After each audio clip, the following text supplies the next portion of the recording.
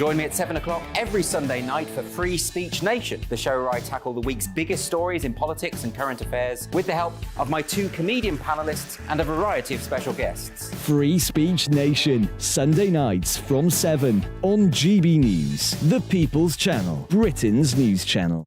The Live Desk with me, Mark Longhurst. And me, Pip Thompson. It's here Monday to Friday on GB News. From midday, we'll bring you the news as it breaks, whenever it's happening and wherever it's happening, from across the UK and around the world. Refreshing, feisty, but with a bit of fun too. If it matters to you, we'll have it covered on TV, radio and online. Join the Live Desk on GB News, the People's Channel, Britain's news channel. What you get for breakfast is something that, if we do our jobs right, you will wake up to news that you didn't know the night before. It's a conversation. It's not just me and Eamon. We want to get to know you, and we want you to get to know us. From 6 is Breakfast with Eamon and Isabel. Monday to Thursdays on GB News, Britain's news channel. Westminster is going around in ever-decreasing circles, followed by the media. Britain is broken. How on earth did we get into this mess? But more importantly, how do we get out of it?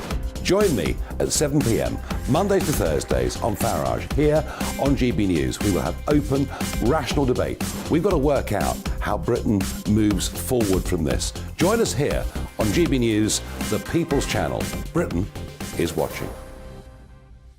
When the news happens, it happens here. And really important breaking news. Breaking news this morning. On TV, radio and online, the news starts here on Britain's Newsroom. All the biggest stories and the answers that you need from across the UK and beyond. Join Britain's Newsroom from 9:30 on GB News. The People's Channel, Britain's news channel.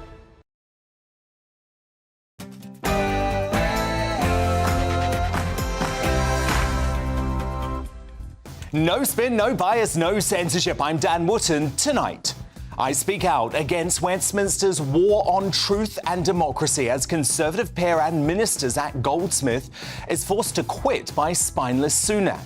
His crime? Agreeing with me that the Privileges Committee was a kangaroo court.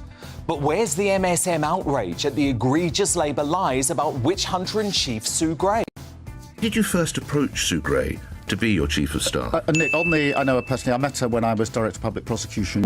I'm confident that Sue Gray hasn't broken any rules. I'll rail against the anti-democratic takeover by the Whitehall Blob in my digest next, and then my superstar panel weigh-in. Tonight, I'm joined by Carol Malone, Michael Walker and Belinda DeLucy.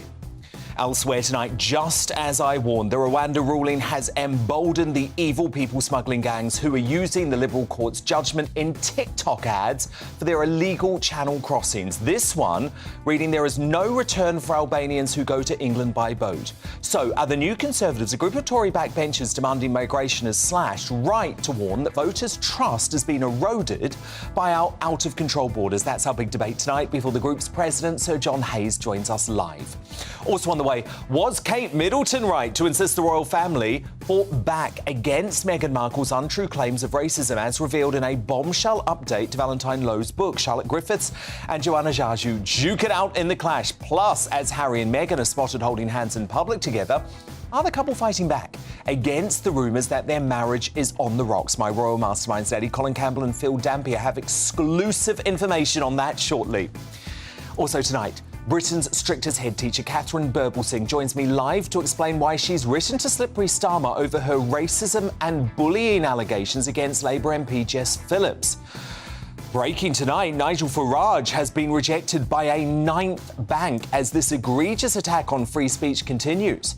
And with Sky News host Kay Burley dismissing the decision to freeze his accounts, is Jeremy Hunt right to warn our financial institutions to defend our freedoms? And is the left winning the war on British values and culture? Neil Oliver and Calvin McKenzie are both fired up and ready to fight back against this chilling new form of cancel culture that's actually been celebrated by the MSM.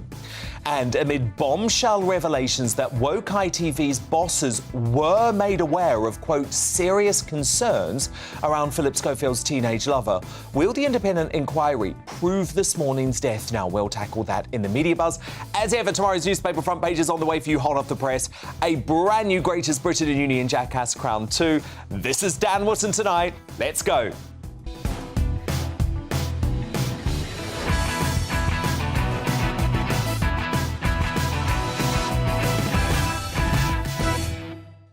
You're watching GB News, Britain's news channel.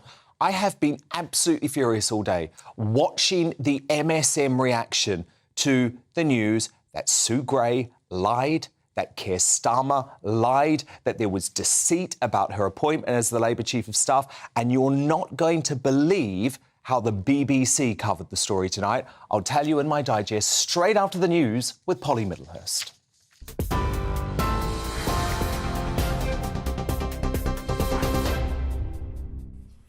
Dan, thank you. Good evening. The top story tonight. Drivers paid nearly £1 billion more for fuel at supermarket filling stations last year after they increased their profit margins. An investigation by the Competition and Markets Authority has found that drivers paid an extra 6 pence a litre for fuel at supermarket fuel stops. The Chancellor now supports calls for a cheapest fuel finder app or website, which could help motorists find the best and nearest fuel prices on their phones or sat-navs. Migrant crossings set a new record last month, pushing the total for the year so far to more than 11,000. The figure comes almost 6 months after Rishi Sunak vowed to stop the boats as one of the Cabinet's chief objectives. Nearly 4,000 migrants crossed the English Channel in June, which is the highest monthly figure since records began 5 years ago. The Lord Chancellor, Alex Chalk, is asking the Parole Board to reconsider its decision to allow the double child killer Colin Pitchfork to be released from prison. The Parole Board ruled last month that Pitchfork could be freed. He was jailed for life in the 1980s for raping and strangling two 15-year-old girls, Linda Mann and Dawn Ashworth. He was told to serve a minimum term of 30 years, which was later reduced to 28 for good behaviour. Lord Chalk says it's absolutely vital offenders are kept behind bars and says there's a chance the board's decision was irrational. Now, Downing Street insists discussions on NHS pay and conditions can't be held until the strikes stop. But the British Medical Association says doctors could continue to strike over the next few years if their demands aren't met. Junior doctors are planning 5 days of strike action from the 13th to the 18th of this month, and consultants are walking out on the 20th and 21st. Meanwhile, rail passengers are being warned of disruption as train drivers refuse to work overtime this week. Services with 16 train operators started running a limited service today, and that'll continue until Saturday as representatives continue to argue over pay.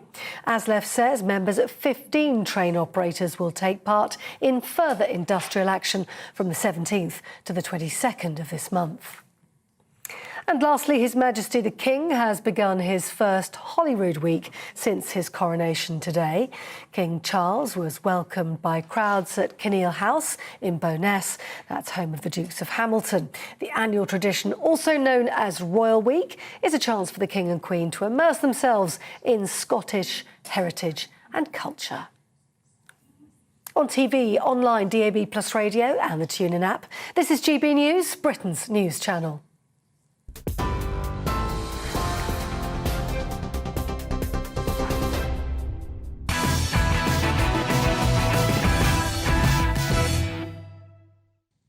Last month, after Boris Johnson was successfully deposed by dark anti-democratic forces which had colluded for 3 years to bring down a Prime Minister elected in a landslide, I tweeted my outrage, writing, "The successful witch hunt against Boris Johnson has been absolutely appalling. Harriet Harman ran an anti-democratic kangaroo court, a terrible day for the Conservative Party and British democracy." Standard tweet, really. You know I feel that way.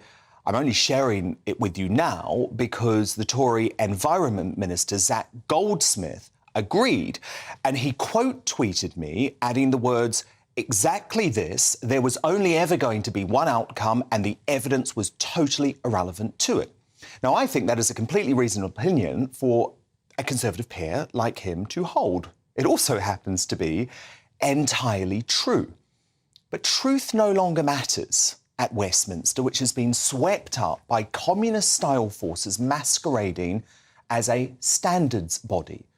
So that simple retweet of my journalistic analysis of the farce saw Lord Goldsmith named and shamed in the Privileges Committee report. He was named alongside the so-called Johnson 7, who also include Jacob Rees-Mogg, Andrea Jenkins, Nadine Dorries and Priti Patel. Because Rishi Sunak's government is going along with this ludicrous purge, Number 10 demanded Goldsmith apologise, proving free speech is no longer at the heart of parliamentary democracy or this government, especially when it relates to the premiership of Boris Johnson. Instead, Goldsmith quit in what was an eviscerating takedown of Sunak as Prime Minister.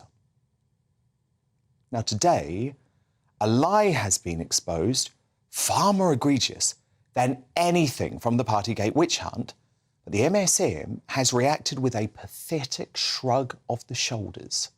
Labour lovey Sue Gray, who ran that stitch-up into Boris, you'll remember, broke civil service rules with her secret meeting or conversation last October with Slippery Starmer about becoming his chief of staff, even though she didn't leave her post until the news was revealed in March, something the party has been lying about for months. Did you first approach Sue Gray to be your chief of staff? Nick, I know her personally. I met her when I was Director of Public Prosecution. Can I ask when you approached Sue? Look, if I may call her Sue? I've been looking for a chief of staff for a number of weeks now. I'm confident that Sue Gray is a woman of immense integrity and she will set all of this out. She's not breached confidences. There's no reason to expect she'll do so now. I'm confident that Sue Gray hasn't broken any rules. If it's not improper, why won't you say, it was a month ago, Nick? It was, I've been looking for some time and there's nothing improper in the slightest. It was improper, Slippery Starmer. She did break the rules, Robotic Reeves. Of course, the days and days on end of hysterical coverage on the British bashing corporation Woke ITV and Sly News will never materialise. In fact, you're not going to believe this. I've been looking all day. The Bias Bee didn't put the story on the front page of its website, and then tonight, on its 6 o'clock news bulletin, dedicated just 22 seconds to the scandal, 26 minutes into its bulletin, making it, according to the Beeb, the 9th most important story of the day. Such a despicable breach will never find its way onto the front page of The Guardian or the Daily Mirror either, because all of these dark forces are colluding with each other, just as Priti Patel warned was the case. It's a witch hunt. It is a witch hunt against the former Prime Minister Boris Johnson by the Privileges Committee led by Harriet Harman to try and finish his political career. What do you make of it and how has it been allowed to happen? The issues around Keir Starmer, Sue Gray, all these types of things, they're not happening in isolation. The lack of transparency, the lack of accountability, I think there is a culture of collusion, quite frankly. The problem is that the blob is now in control of Westminster and democracy itself is being eroded by the day. So I'm going to continue to call out this mess. But to respond now, my superstar panel, the broadcaster and top Daily Express columnist Carol Malone, making his debut, the left-wing political commentator Michael Walker and the former Brexit Party MEP Belinda de Lucy. Carol Malone, can you believe the lack of coverage, the lack of outrage about this breach by Sue Gray? Oh, God, I can believe it. It's appalling, but I believe it. No, Sue Gray was a woman that we were told was beyond reproach. This woman was the beacon of impartiality. We were told that she could be totally trusted. So when she said she didn't break the code, when everyone around her said she didn't break the civil service code, it turns out she has broken the code. And you know, this was a woman, she knew the rules of the civil service more than anyone else. She was almost the top civil servant, and yet she chose to ignore them because she's in a position to think that the rules don't apply to her. And the idea that Starmer didn't approach her until October is almost beyond belief, because you don't approach somebody with a job until you've spoke to them about what they might do in that job. And the danger, of course, of all of this, and the reason he wanted to know how Whitehall was run, and he wanted to know the Tory secrets, what they've been doing, so that he can use them against them in the forthcoming election. That is why Sue Gray is very useful to him. And I just find it astonishing that you're right, the mainstream media today is barely covered it. I went looking for the story this afternoon, and it was kind of hard to get. The BBC had it on their website later in the afternoon. But, you know, this woman was not impartial. Well, she was partial to the Labour Party, and that's because, but it doesn't matter. And she's got away with, she's not going to be punished because she left the job before this decision came. And you know what was even more appalling? She refused to cooperate with the inquiry. And what I found astonishing now, the left thinks they can just shut up and everything is going to go away. You know, what's his name? Sir Bernard Jenkins is doing that as we speak. He will not talk. He had a party. He was at his wife's party, and it turns out his wife may have had a second party where she was celebrating some charity. And he now, I forgot how many days it is now. It's about 20 days now, and we haven't heard anything from him. No, I mean, Belinda Lucy, the thing about this that I just cannot get my head around is that, do you remember when folk like me were calling out Sue Gray during the Partygate inquiry, saying this woman is biased? She has links to the Labour Party. The Guido Fawkes blog did the same thing. And we were told that we were crazy. We were being hysterical. We were pro-Boris. We were making this up. No, she was a Labour Party stooge and she's now Slippery Starmer's chief of staff. We were right. I know. Well, you're right on many things. Thank God for your show. On so many areas, you reveal the other side of the story. Yes, the high priestess of morality, Sue Gray, gets found out, and, of course, the mainstream media are very, very quiet about it. Of course, Dominic Raab about the bullying. That was all over the press over weeks. And Boris and the cake, Priti, Suella and the bullying. It's all... The MSM does have a control over the narrative, and that puts people off voting, because what's the point of voting if you think that the people you elect are going to get rid of if the blob don't like them, and the civil service get to run away, get away with murder? And people are justified in having concerns over the impartiality of the civil service and the Privileges Committee. And what about Zach Goldsmith? I mean, loses his job because Number 10 wanted him to apologise for retweeting me. But Dan, I wish he had put that in his resignation letter, because it wasn't the ultimate burn that Zach said, oh, it's because the Tories aren't green enough that he resigned. Not many people are going to connect with that and support him really on that. He should have, if it was the case he felt pushed out, I wish he had said it and put it in his resignation letter, because parliamentarians must not be cancelled or have their free speech suppressed. It's important for democracy. I would like to know more about it. So I think Zach should spill the beans. Michael Walker, from a left-wing perspective, do you see that this just feels like a total stitch-up when you look at the hysteria that there was around Partygate? And here's the Labour Party and Sue Gray, this very senior civil servant who's given all of this power, proven to be breaking the rules, and your media just shrugged this off as if it's not a scandal, as if it's not a story. Well, I mean, I'm definitely aware of the fact that the mainstream media can ignore stories which they don't think are helpful to their agenda. I think actually you piled into this when it came to Jeremy Corbyn, another anti-establishment politician. There were lots of things said about him. People said, oh, it must be true if all of these Labour MPs are saying it. Actually, I think there was a very unfair treatment of him. I think you sort of were very much a part of that, actually, when you were working for Rupert Murdoch, when I used to come on your show. But we'll go forward to let's not relitigate Jeremy Corbyn today, but I stand by everything I said about that. What I'd say is that often what you were doing is jumping on a bandwagon, and I think but by the way, can I just make a point that I think is really relevant to what we're discussing at the moment? If anyone had tried to shut down Jeremy Corbyn's bank account, or when you... at your website, Novara Media was shut down by YouTube, we supported you because we know that's important. It's not about our political views, it's about freedom of speech. But that doesn't happen when it comes to the left and these scandals that are happening in the Conservative Party now. Well, I mean, in terms of Nigel Farage, I think if his bank account has been shut down for his political opinions, that's terrible. I agree with that. I don't think. Well, you're one of the only people on the left saying I'm not sure that's true. I mean, this situation with Zach Goldsmith, so... I don't like the idea where to disagree with a report, you then become a subject of a report, because I do think that is a bit witch-hunty, because you say, if you disagree with the process, you're part of the problem. Now, again, the same thing happened with the Labour Party and the HRC, for example.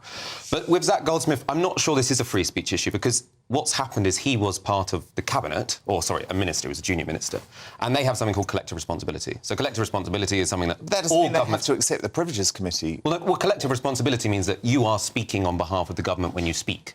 So it's not unusual. But this was a kangaroo court.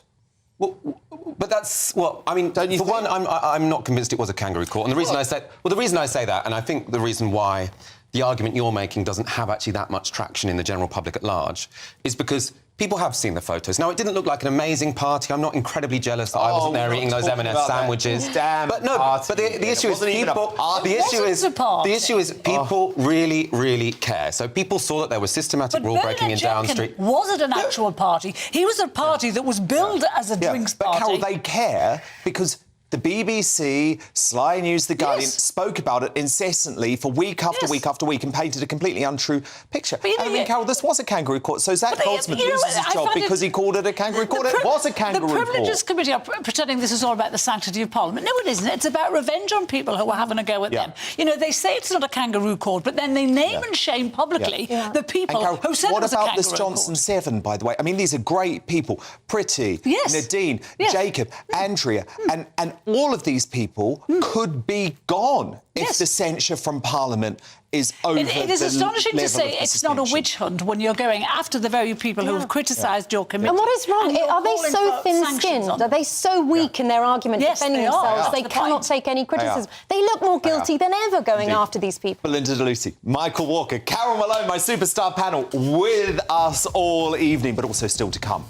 As I just revealed, Nigel Farage says he's been rejected by a 9th bank tonight amid fears that MI5 could be behind this.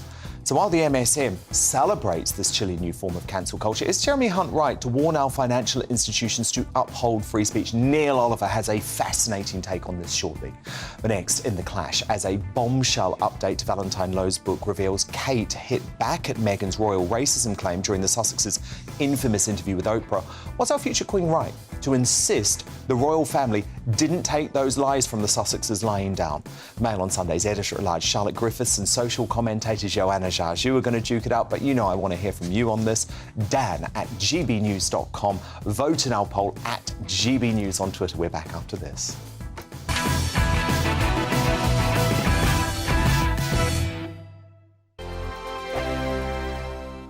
First and foremost, I'm a GB News fan, and I was before I was working here. Just love the fact that we're asking the questions that a lot of establishment media won't ask. With a bit of a twist, we not only want to inform you, but we want to keep you entertained. It's worth the drive because you get in and the team's all ready and waiting, they're itching to go, and it's a proper little family. GB News is the People's Channel. It's the audience that makes the programme sing. We're giving our viewers and our listeners a voice. I see the thousands of your letters, tweets, emails, you name it, coming in. Britain is broken. How on earth did we get into this mess? But more importantly, how do we get out of it? The establishment had their chance. Now we're here to represent you. It's time for something different.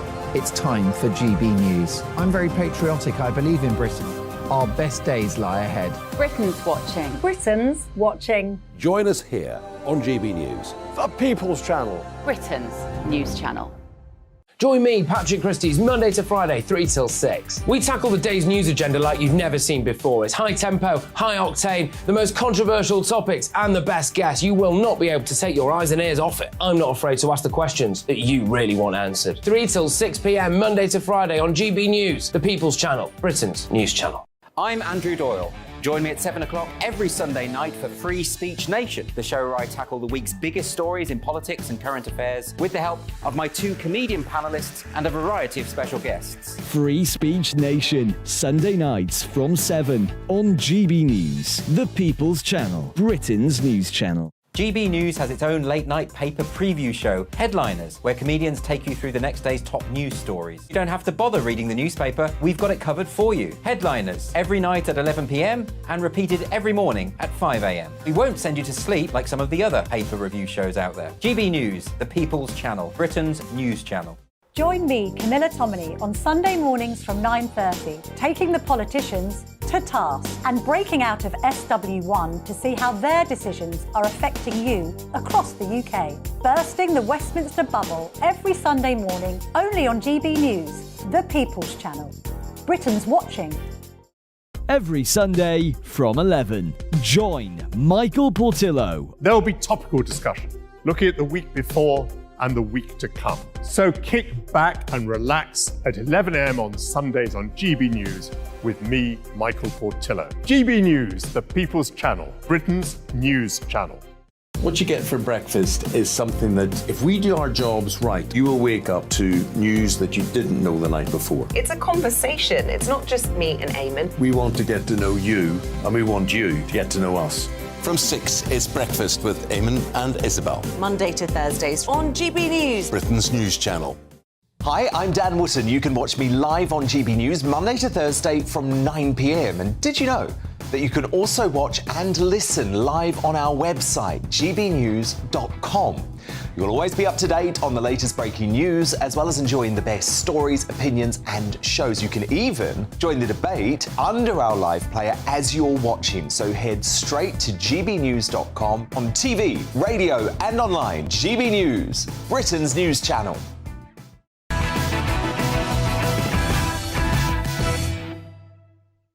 Our Royal Masterminds Lady Colin Campbell and Phil Dampier reveal what the weekend's public appearance in front of a friendly pap says about the Sussexes' marriage shortly. But first, the clash.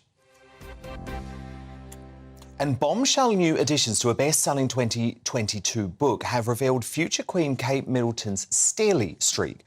Courtiers, the hidden power behind the crown, looks back to that now infamous palace statement written in response to Meghan Markle's accusation of racism against the monarchy. Author Valentine Lowe, the journalist who broke the Meghan Markle bullying scandal, writes that Kate was even firmer than husband William, and her insistence that recollections may vary line be included in any public response. An insider source revealed it was Kate who clearly made the point history will judge this statement, and unless this phrase or a phrase like it is included, everything that they have said will be taken as true. So I'm fascinated to know what you think about this. Was Kate right to insist the royal family fought back against Meghan's untrue claims of racism?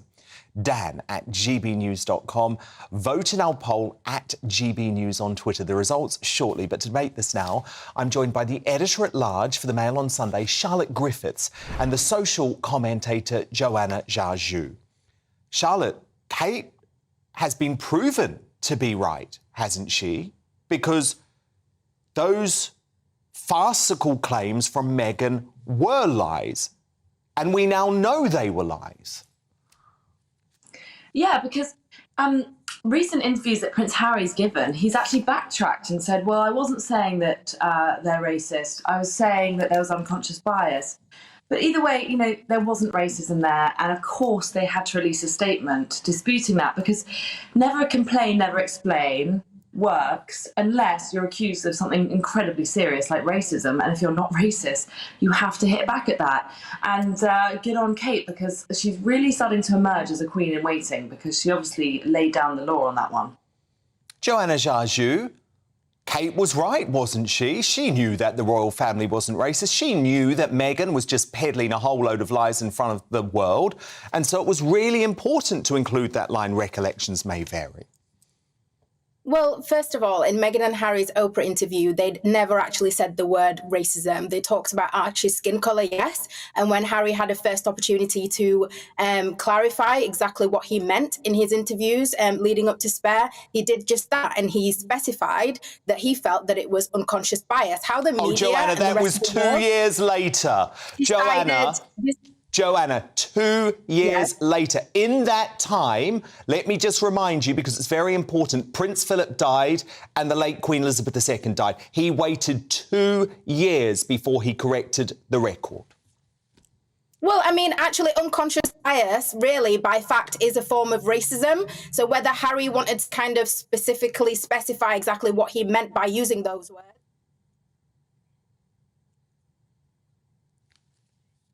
Or not, to insist this. I was very, surprised to hear this, actually, because I'm just trying to figure out from the Cambridge's camp what we're supposed to believe about Kate. What narrative are we supposed to believe? Are we supposed to believe, is it that butter wouldn't melt, Kate wouldn't hurt a fly, and Kate follows protocol, and Kate's just in the shadows? Or is it that actually behind the scenes, Kate is quite a forceful character? And maybe some of the things that have been revealed about Kate I know a are little actually bit about quite this. realistic based on what we've heard today. I know a little bit about this, okay, because I was covering this story for a long time. I've reported on Kate and William for a long time.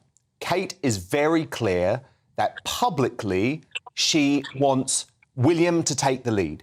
She actually feels very threatened in lots of circumstances. She's a really shy person and she very much believes that her husband should take the lead. But behind the scenes, she plays an incredibly important role, especially because there are times when William is really vulnerable. And Charlotte Griffiths, I believe you have some exclusive information about just how hard that period was for William and how much Kate had to be there for him. So talk to me a little bit about what William was going through there, Charlotte, because we haven't heard much about that. Yeah, so what I found quite surprising was that I've heard for a long time now from many different sources that in the lead up to that Oprah interview, William was quite literally sick with worry. He was not eating, he became kind of not reclusive, but he definitely was hiding away. He'd gone to a royal residence for a period of time to just cut himself off from the world. And he was just in bits, basically. And what Kate was doing was Kate was standing by her man. Kate was like, I've got to stick up for this guy. I've got to protect him. He's being destroyed by this. And that probably made her quite steely, even though she's got this reputation for being shy. I mean, when it comes to protecting her husband, she's going to step in there and protect him, just like Meghan Markle does over Prince Harry the whole time. Joanna, you must hear that and feel huge sympathy for William and understand why it was necessary for him to stand up for his family as a future king. I mean, look, everybody has the right to give their side of the story, whether it's through a statement via the Queen or whether it's via a Oprah interview. I believe in everybody being able to speak their truth to an extent. What I don't get is why it is that now we're getting peddled this narrative of Kate being so strong and Kate being the person who insists this, but then at the same time believing that it was Meghan who made Kate cry and Kate's so sensitive and it was Meghan who rules the roost. If Kate is in a position where she has that much influence to be able to give feedback on a speech that the Queen is giving to the British public, that just shows you how much influence she actually had behind the scenes. And actually, for a lot of Meghan and Harry supporters, it's a lot easier now to believe that some people from the Cambridge's camp were briefing against the Sussexes, and actually that Kate did have a lot more of a voice and wasn't as much of a victim against Meghan as what we've been led to believe. Charlotte, how do you respond to that? This is actually an own goal for the Cambridges. I think it's an own goal for the Cambridges. Unlike Meghan, Kate is very sparing with her influence, and so she uses it as and when it was necessary, and also when prompted. Yes. So really, she is kind of quite passive behind the scenes, but she watches her husband. Literally, he couldn't eat for a week before the Oprah interview, and she watches that, and it kind of spurs her on every once in a while to sort of lay down the law. But she's not doing it the whole time and making a big scene the whole time. Can I just say something very quickly? I think it's very. Sorry, can I just say something very quickly? I think it's very interesting that when Prince Harry sits there and says, I watched my wife near suicidal and I had to do something about it, then it's, oh, Meghan's making it up, Harry's making it up. And then that's the narrative with them. But when Kate is insisting that something should be in a statement and actually influencing what the Queen says to the British public, then it's, oh, Kate had to be there for William. We need to pick a side. Joanna, come on. Joanna, think about this for 1 second. Meghan and Harry have had every opportunity publicly to state their case, and they have been gutless because they know it is impossible for William and Kate to do so. So come on, you can hardly say that including 3 words in a statement is some sort of aggressive act. You're trying to make out as if Kate is some sort of bully. Dan, don't put words into my mouth. I did not use that word. whatsoever. Well, that's what you're hinting at. Let's be serious. Let's be serious. Acting as if William and Kate are completely gagged. They're clearly not. They're Kate Middleton had the influence inside the palace to change a line in the Queen's speech. And you're acting as if these people can't speak whatsoever. When there's something that's out there in the press that they don't like, they're very quick to correct it. And the difference here and where the unconscious bias was between towards Meghan was that when things were incorrect about Meghan, they were never willing to correct it. So to act as if Kate and William were completely gagged, oh, they can't speak, but Meghan and Harry can do Oprah. Yes, maybe not to that extent, but they always have the opportunity, and this just proves it. And it just proves how much of a voice Kate actually has in the background. So really, it's revealed. Okay, final word to you, Charlotte. Final word to you, Charlotte. Charlotte, final word. And Meghan and Harry were dishing out lengthy corrective statements every 5 minutes when they were in the palace. They weren't sort of sitting there silently. They were constantly correcting, and the palace were putting those statements out for them. And, they stood up for them millions of times. Okay. Charlotte Griffiths. Prince Harry had to go out of his way. Joanna Jaju, thank you both so much. Who do you agree with on this? Was Kate Middleton right to insist the royal family fought back against Meghan Markle's untrue claims of racism, as revealed by the royal journalist and author Valentine Lowe? Sean on Twitter writes, the Princess of Wales is spot on. The royal family have to stand on their own feet against the Duchess of Delusion's fake racist tales. Lachlan writes, Kate is a strong character indeed. Don't be fooled by her public persona. She was absolutely right to want to fight back against these appalling claims. And Helen writes, she was 100% right. Good for Kate, the warrior princess. And your verdict is now, and 93% of you agree that Kate is a warrior princess who did the right thing, leading the fight back against Meghan. Just 7% of you with Joanna there. Now, coming up, as Harry and Meghan are seen holding hands in public together, are the couple fighting back against the rumours that their marriage is on the rocks? My royal masterminds, Lady Colin Campbell and Phil Dampier, offer their unfiltered analysis shortly.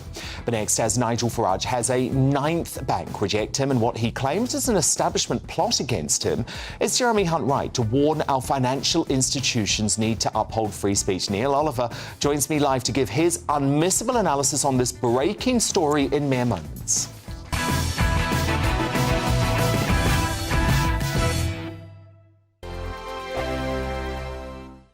Like all families, we have arguments every now and then, but actually we agree on what the mission of GB News is, and that's the most fundamentally important thing. GB News provides the kind of platform that lets all voices be heard. We don't hold back. We're free to say what we really think. Just because some people who live in a tiny little Westminster bubble think that their particular story is important, that's not the most important story for me. And often there will be difficult stories that you won't find on the establishment media. Because what people think in the north of England may be very different to what they're thinking in the home counties. We're going to carry on telling the world what life is really like for households up and down the UK. We love to be in your car, in your kitchen as you're having your breakfast. Whatever you're doing, you are part of the show.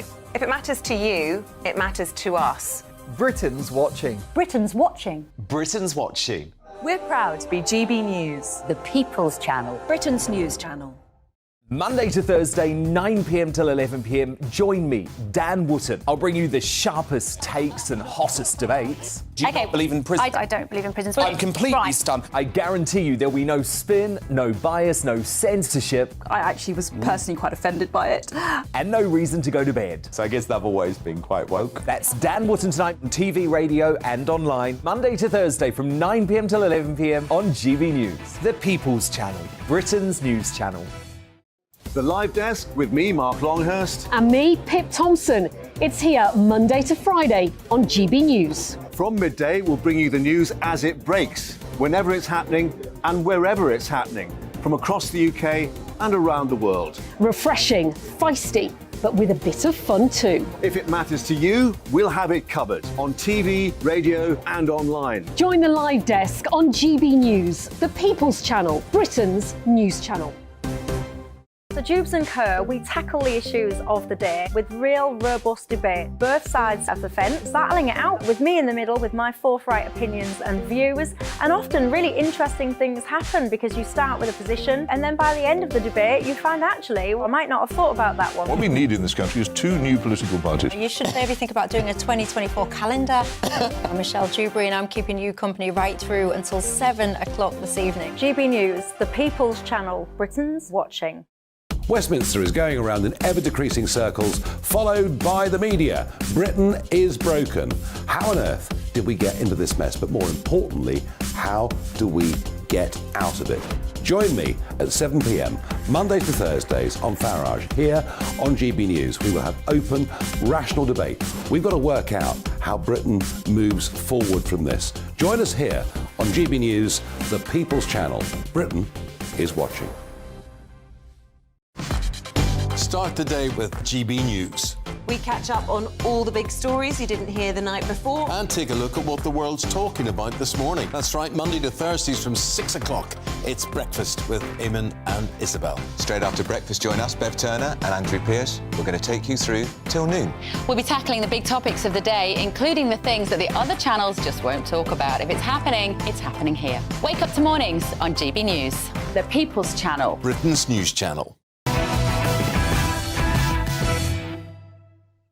Our Royal Masterminds Lady C and Phil Dampier shortly on whether Harry and Meghan went public at the weekend to shut down marriage rumours. But first, the great Neil Oliver is tonight's outsider.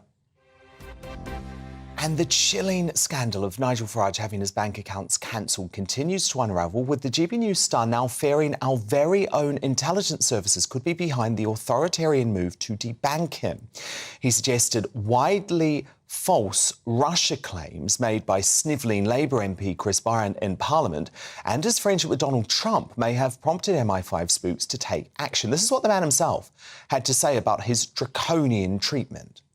I also worried very much that what was said in the House of Commons last year by Chris Bryant, Member of Parliament for South Wales, Labour member, chairman of the Privileged Committee, who used parliamentary privilege to say that in a calendar year I'd received £500,000 from the Kremlin. This was done under parliamentary privilege. I appealed to the Speaker, I appealed to Mr Bryant, but there'd been no retraction whatsoever. And breaking tonight, Nigel has revealed that a ninth bank has declined him an account, and the situation is starting to feel like communist China. But he's not alone. Brexiteers and even a gender-critical vicar have since spoken out about having their own bank accounts cancelled for thought crimes in a disturbing attack on free speech. And I have to say, Neil Oliver, I've also had my bank account closed. It was a couple of years back. It was HSBC who did the deed. So should the likes of Chris Bryant make his fantasy claims about Nigel actually outside the safe space of his parliamentary privilege and put his money where his mouth is so Nigel can sue the arse off him? Well, if Chris Bryant is certain of his facts, then he should have no hesitation about being prepared to repeat in public forum what he said with behind the shield of parliamentary privilege. And I suppose if he stubbornly refused so to do, then we would be invited to draw our own conclusions about why he might be hesitant about that. But I think whatever the politicking that's going on around the topic and around what's happened to Nigel Farage, and yes, I saw that too. This thing about 9 banks now that have said no to his business. But this is the social credit system coming in by any other name. You know, that's really what people need to be paying attention to. Yes, it's fascinating what's happening to Nigel, and lots of people are, gossiping about it and inviting themselves to have all sorts of theories about, why it has happened. But much more important is to pay attention to the fact that this is a toe in the door of the social credit system. ESG, 3 letters that everybody better start paying attention to, the environmental, social and Neil, governance. can you just break down what exactly that means? Because, of course, we saw the Western world, the free world, follow China when it came to lockdowns. So what you're saying is that Western governments could also follow the Chinese pattern where, for example, if people didn't cut their carbon emissions, maybe they would lose social credits. Yeah. Absolutely. The idea is with ESG that a lot of these corporations are now adhering to this idea that it's more important to have some kind of green and social credentials on your sleeve rather than worry about your customers or anything else. Klaus Schwab has talked about stakeholder capitalism at the World Economic Forum, whereby the big decisions in people's lives are made not by elected governments but by unelected transnational corporations. I find it ironic that Jeremy Hunt has got up on his hind legs and made some pretense about intending to bring the banks into line about the way they're behaving towards their customers. Jeremy Hunt has been loudly in support of the way China handled the lockdown, and was salivating at the idea of shutting people, welding people into their apartments, and all of the rest of it. The very notion that he's going to do anything to bring the banks into line. Jeremy Hunt and Rishi Sunak are only in the positions they've got because they appeal to the banks and to the markets. They were put in place because they suited the appetites of the banks and the markets. The very idea that he's going to do anything without the banks and the markets say so sounds pretty laughable to me. But yes, this is social credit. This is where we will, and if you think it's only going to happen to Nigel Farage or to any other high-profile people, think again, because it means that if you seek to conduct business with your bank and your bank reviews your behaviour, who you've been supporting, what you've been saying, maybe a charity or a fund that you've sought to support. Let's all remember what happened to the truckers' supporters in Canada. Yeah. If anybody is seen, private or high profile, is seen to transgress in a way that doesn't suit the board of a bank or the board of a transnational corporation, then any one of us could find that we are no longer customers of a bank. And if that then spreads through the system, as it seems to be doing with Nigel, where one bank after another refuses to take your business, then you become, as Nigel has said, a non-person. It's social murder. That banks are taking the step of cutting people off from modern life in this way is something that, if nothing else over the last 3 years has made people sit up and pay attention, then this one really should, because this is social credit. This is, are you a good person in the eyes of the corporations? And if you're not, then they can cut you off literally without a sou. A chilling warning from really worrying stuff. And of course, Neil back 6 o'clock. Saturday night here on GB News. But coming up, as Albanian people smugglers use the Rwanda ruling in TikTok adverts for channel crossings while bragging about the gang's daily trips to the UK, our senior and influential Tory backbenchers and the new Conservative group right to warn that voters' trust has been eroded by our out-of-control borders. My superstar panel debate that later. But first, as Harry and Meghan are seen holding hands in public together amid reports the Duke plans a solo trip to Africa to produce a documentary, the couple fighting back against these rumours that their marriage is on the rocks. My Royal Mousewives, Lady Colin Campbell and Phil Danby, have exclusive insights straight after this.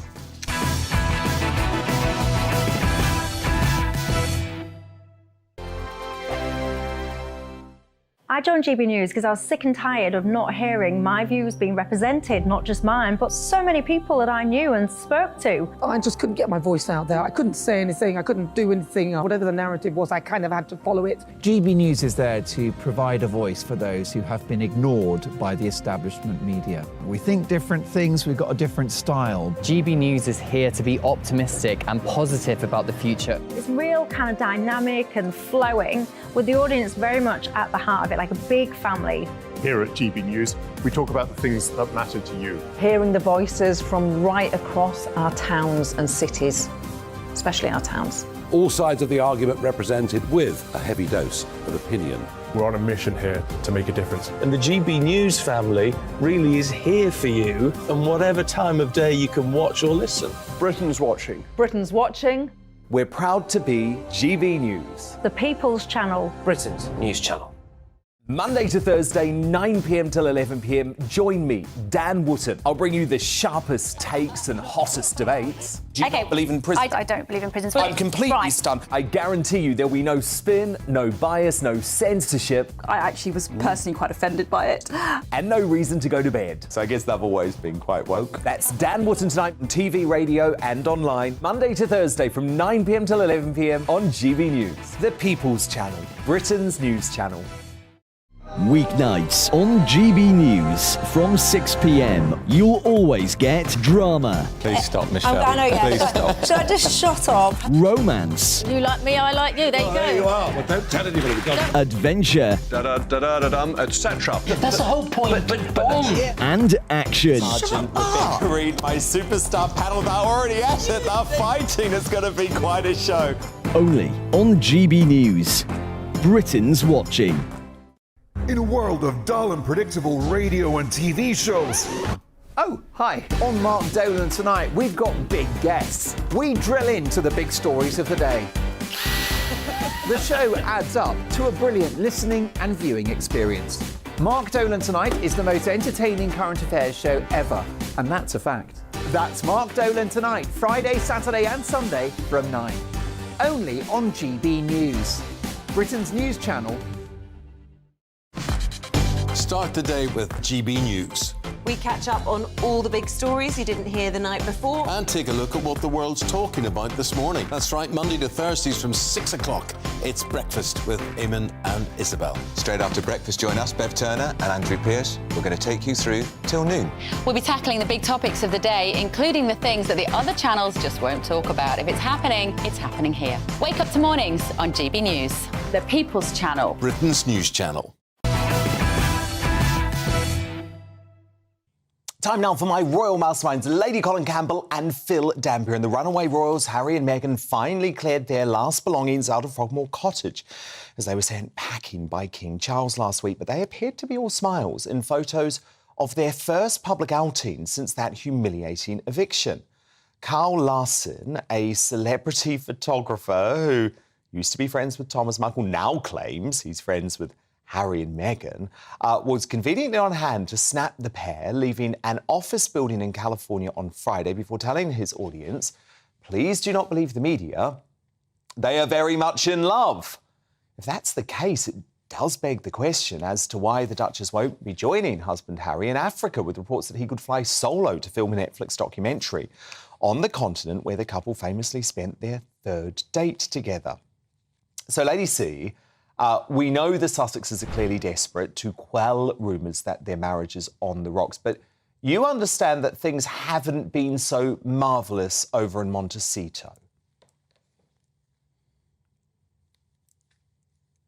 Absolutely not. And may I say, I crossed swords with Carl Larson last year when I was having, if you recall, I was going to be hosting Thomas Markle. Yes. And Carl Larson tried to wangle his way in, if you remember. I mean, the man can't be trusted, and anything he says is suspect. And, you know, Harry and Meghan's marriage is in trouble. They're in big trouble.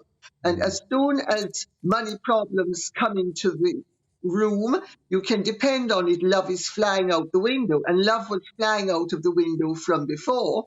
But that doesn't necessarily mean they're going to get divorced tomorrow or day after tomorrow. I mean, they are a professional couple who are presenting a professional facade to the public, and only idiots would believe any of it. It's all basically yet another con. Yeah, I have to say, Carl Larson saying they're so in love, I mean, yeah, I wouldn't believe that at all. Now, look, the shameless Sussex's odd little mouthpiece, this weird guy, Omid Scobie, very funny-looking guy, has claimed in a new article for the Lefty Eye newspaper that Prince William wanted him banned from covering his official engagement. Scobie writes, for me, my first major punishment came after the release of Finding Freedom. Sources told me that Prince William was so incensed by my revelations that his Kensington Palace team had given negative information to favoured journalists about his brother, that he wanted me barred from his engagement. So, Phil, do you believe this guy? And if he is telling the truth, Is there anything wrong with William saying, I don't want this guy around me who's writing so many lies about me? Yeah, good evening, Dan. I'm going to shock and amaze you, actually, tonight. I'm actually going to stick up for Omid Scobie. Well, not exactly stick up for him. I mean, assuming he's telling the truth. I'm not a great fan of being cancelled, people being cancelled. I'm not a great fan of journalists being barred from going to events, or not receiving press releases, or not being allowed on royal tours. So if he's telling the truth that the Palace did take a bit of revenge on him, I think it's a mistake. I mean, I think they should just let him hang himself and carry on with his reporting. I don't really regard him as a journalist. I regard him as a sort of propagandist. But but if he wants to turn up on various jobs, and if he wants to receive the royal press releases, I think he should be allowed to. I think it's a slippery slope once you start barring people who write things you don't like. So that's my opinion. But my opinion of him hasn't particularly changed. I'm not his greatest fan, as I'm sure none of us are. Well, Lady C, where do you stand on this one? Because at the end of the day, he doesn't have a God-given right to stalk Prince William wherever he is. You know, at the end of the day, he's not a credible journalist, is he? He's not a journalist. Effectively, he operates as a paid PR for Harry and Meghan, masquerading as a journalist. The bloke has never done journalism. Well, Dan, everything you say is true, but I have to agree with Phil. Those of us, and you included, who understand freedom of the press know that little worms are allowed to flourish in the garden as well as everybody else. And he is a little worm, but, you know, even worms deserve to eat. Yeah. Yeah, no, look, I'm sort of with you.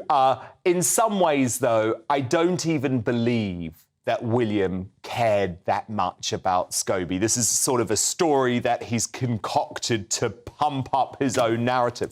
But speaking of press freedom, it was dealt a serious blow at the weekend as the press regulator, this body called IPSO, ruled that Jeremy Clarkson's controversial column criticising Meghan Markle in December last year was sexist. Now, Meghan and Harry had released a statement accusing Clarkson of spreading hate rhetoric, dangerous conspiracy theories and misogyny. So, Lady C, even though they never actually directly complained to IPSO, they had put this statement out there. It was then taken up by this Fawcett Society who claimed they were operating and complaining on behalf of all women in the world. It feels to me the Sussexes may have just ushered in a sinister new era of print censorship in Britain.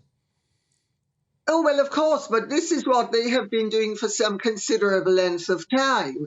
And the fact of the matter is, it was not misogynistic. I mean, Jeremy Clarkson's great error was not making it clear that he was alluding to a scene in Game of Thrones. Everybody, you know, I've never seen Game of Thrones, but even I understood that Game of Thrones is a very popular thing, and I knew about that scene. Well, if I knew about it, everybody else knows about it. But because he omitted to mention that it was Game of Thrones, they've come up with this nonsensical thing. I mean, with due respect, it was a simple criticism.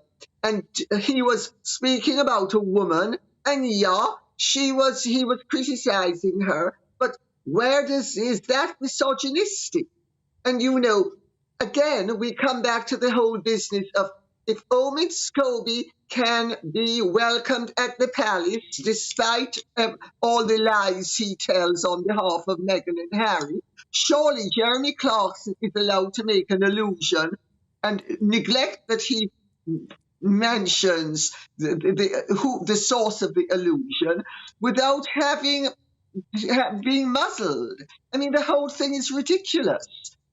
Phil, I think Lady C's right, isn't she? Because we've seen what's happened with Piers Morgan the moment that Meghan picks up the phone or sends her little calligraphy note to the very woke chief executive of ITV, Carolyn McCall. The same thing's now happened to Jeremy Clarkson.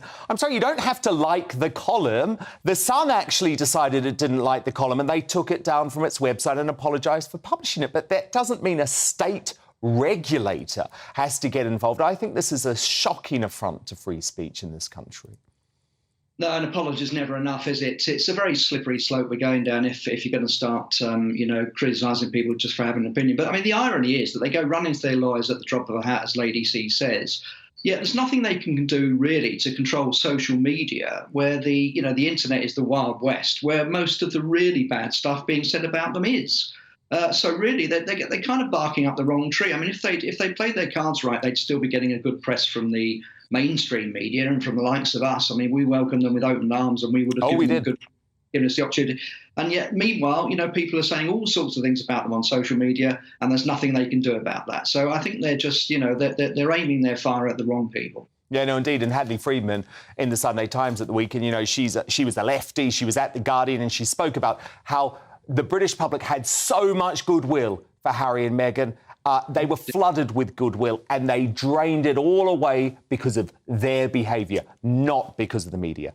Lady Colin Campbell, Phil Dampier, my royal masterminds. We will speak very soon. Thank you both so much. But coming up, Britain's strictest head teacher, Catherine Burble-Singh, joins me live in the studio to explain why she's written to Slippery Starmer over her racism and bullying allegations against the Labour MP Jess Phillips. You won't want to miss that interview, which we'll bring you shortly. But next, as Albanian people smugglers celebrate the Rwanda ruling and TikTok adverts for Channel Crossing, are the New Conservatives, led by influential backbench Tory MP Sir John Hayes, right to warn that voters have lost faith in the government because of its immigration failure? My superstar panel return to tackle that very shortly. Plus, we're going to have a first look at tomorrow's newspaper front pages. They are hot off the press. I'm going to bring you them. We're back in just 2 minutes' time.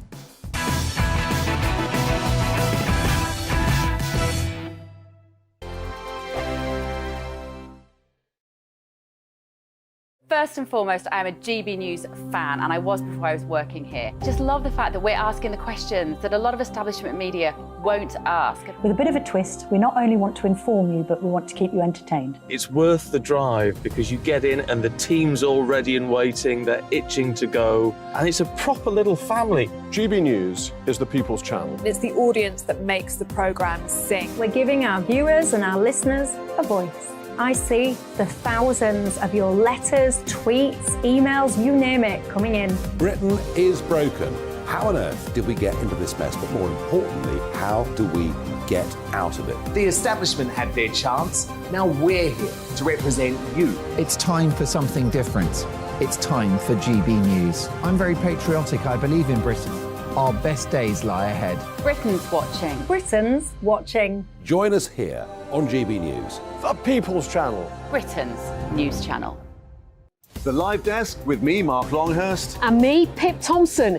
It's here Monday to Friday on GB News. From midday, we'll bring you the news as it breaks, whenever it's happening and wherever it's happening, from across the UK and around the world. Refreshing, feisty, but with a bit of fun too. If it matters to you, we'll have it covered on TV, radio and online. Join the Live Desk on GB News, the People's Channel, Britain's news channel.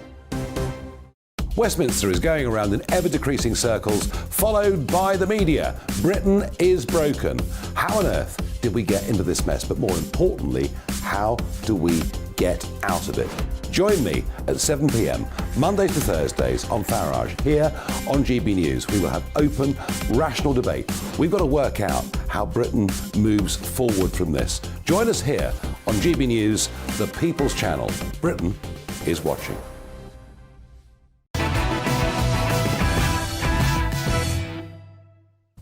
It's 10 p.m. I'm Dan Wootton. Tonight, as I predicted, the Rwanda court ruling has only aided the wicked people smugglers, as TikTok adverts showing them heralding the decision, saying there is no return for Albanians who go to England by boat.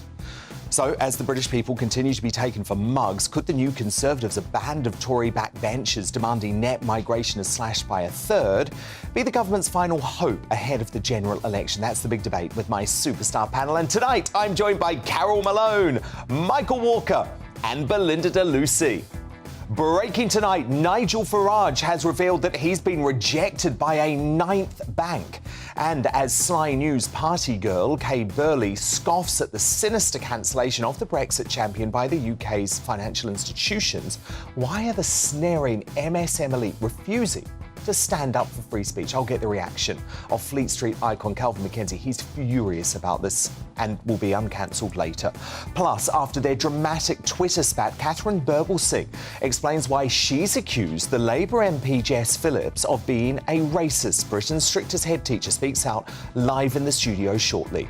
In the media buzz, was Kate Middleton right to insist the royal family fought back against Meghan Markle's untrue claims of racism, as revealed by The Times correspondent Valentine Lowe? And amid new reports that woke ITV's bosses were made aware of, quote, serious allegations and concerns around Philip Schofield's teenage lover, will the scandal sound the death knell for This Morning? And finally, after a Whitehall probe finds that witch hunter-in-chief Sue Gray broke the civil service code by secretly becoming Keir Starmer's chief of staff, we discuss the MSM's deafening silence on the matter in tonight's Greatest Britain and Union Jackass. I'm going to be bringing you the first newspaper front pages and mere moments too, straight after the news headlines with Polly Middlehurst.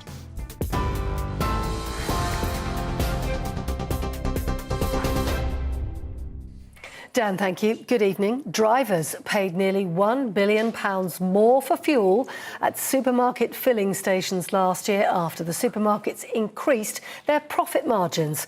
An investigation by the Competition and Markets Authority has found that drivers paid an extra 6 pence a litre for fuel at supermarket fuel stops. The Chancellor supports calls for a cheapest fuel finder app or website, which could help motorists find the best and nearest fuel prices on their phones or sat-navs. Migrant crossings set a new record last month, pushing the total for the year so far up to more than 11,000. The figure comes almost 6 months after Rishi Sunak vowed to stop the boats as one of his cabinet's chief objectives. Nearly 4,000 migrants crossed the English Channel in June. That's the highest monthly figure since records began 5 years ago. A Cabinet Office investigation says Sue Gray broke the Civil Service Code as a result of undeclared contact between herself and the Labour Party. The former senior civil servant led the investigation into lockdown-breaking gatherings at Downing Street. Miss Gray was given permission last week, though, by the Advisory Committee on Business Appointments to start work as Sir Keir Starmer's Chief of Staff in September. The anti-corruption watchdog ruled it had seen no evidence that her decision-making had been impaired while serving in Whitehall. Lord Chancellor Alex Chalk is asking the Parole Board to reconsider its decision to allow the double child killer Colin Pitchfork to be released from prison. The Parole Board ruled last month that Pitchfork could be freed. He was jailed for life in the 80s for raping and strangling two 15-year-old girls, Linda Mann and Dawn Ashworth. He was told to serve a minimum of 30 years, later reduced to 28 for good behaviour. Lord Chalk is saying it's absolutely vital that offenders are kept behind bars and says there's a chance the Parole Board's decision was irrational. Downing Street insists discussions on NHS pay and conditions can't be held unless the strikes stop. But the British Medical Association says doctors would continue to strike over the next few years if their demands aren't met. Junior doctors are planning 5-day strike action from the 13th to the 18th later this month, and consultants are walking out on the 20th and 21st. And rail passengers are being warned of disruption as train drivers refuse to work overtime this week. Services with 16 train operators started running a limited service today, and that will continue until Saturday as representatives continue to argue over their pay. ASLEF says members at 15 train operators will take part in further industrial action from the 17th to the 22nd of this month. Now, if you take a glance outside tonight, you may see a moon brighter and larger than usual. It's called a July supermoon, often termed a buck moon, and named after the new antlers of a buck deer at this time of year. Lasting for up to 3 nights, NASA says July's supermoon is a great opportunity to marvel at lunar seas and craters without the need for a telescope. You're up to date on TV, online, DAB+ radio and the TuneIn app. This is GB News. Back now to Dan Wootton tonight.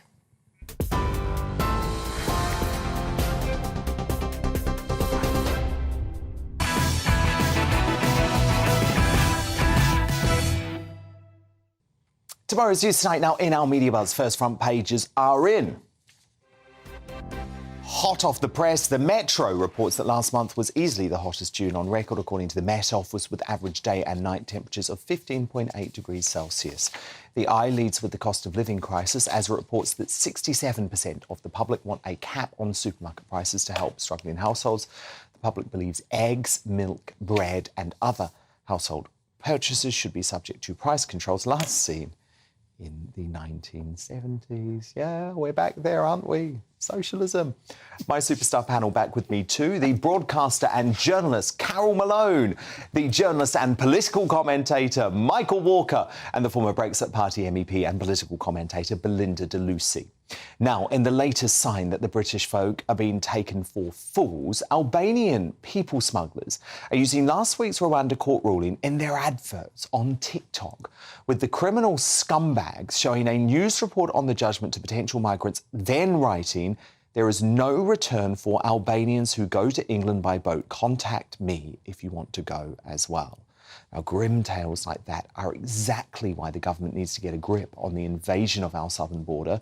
And a group of influential Tory backbenchers has devised a plan, calling themselves the New Conservatives. 20 MPs elected since the Brexit referendum have demanded that Rishi Sunak cut net migration by 2/3 before the next election, or risk losing. This is the group's co-chairs, Danny Kruger and Miriam Cates, explaining their mission earlier today.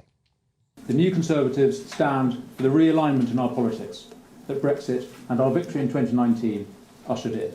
If we as Conservatives are to prove that we believe in democracy, that we are committed to governing for the British people, not in spite of the British people, then we must honour our promise and dramatically cut net migration before the next election. Meanwhile, Lee Anderson is believed to have had to pull out from his involvement in the group due to being deputy leader of the Conservative Party. So, Carol Malone, you could certainly see the urgency from Miriam Cates there. Yeah. I totally believe in what these New Conservatives are doing, but the fact that number 10 clearly didn't want Lee Anderson as deputy chair of the party to be there is a real worry. They're not listening to their MPs on this, just like they're not listening to the public on this. The Tory wets believe that migration has to be close to 1 million. It's insanity. They know Lee Anderson is very influential as well in the Red Wall constituents. They know they're going to have trouble.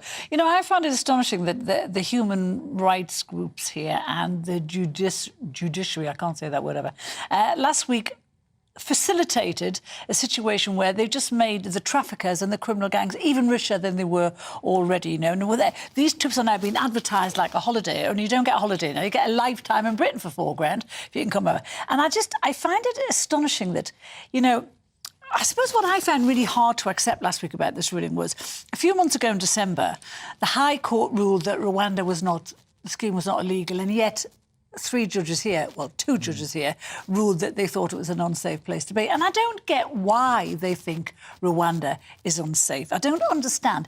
It's one of the fastest growing economies in Africa. It is the 29th most desirable place out of 190 countries. Look at Visit Rwanda on the Arsenal shirts. I mean, do you know what I find so ironic about this, Carol? It's snaring middle-class, woke, white left-wingers looking down and mocking an African country. Now, if this was any other circumstance, they would be outraged. And they keep on bringing up, 1994 and the Tutsi genocide.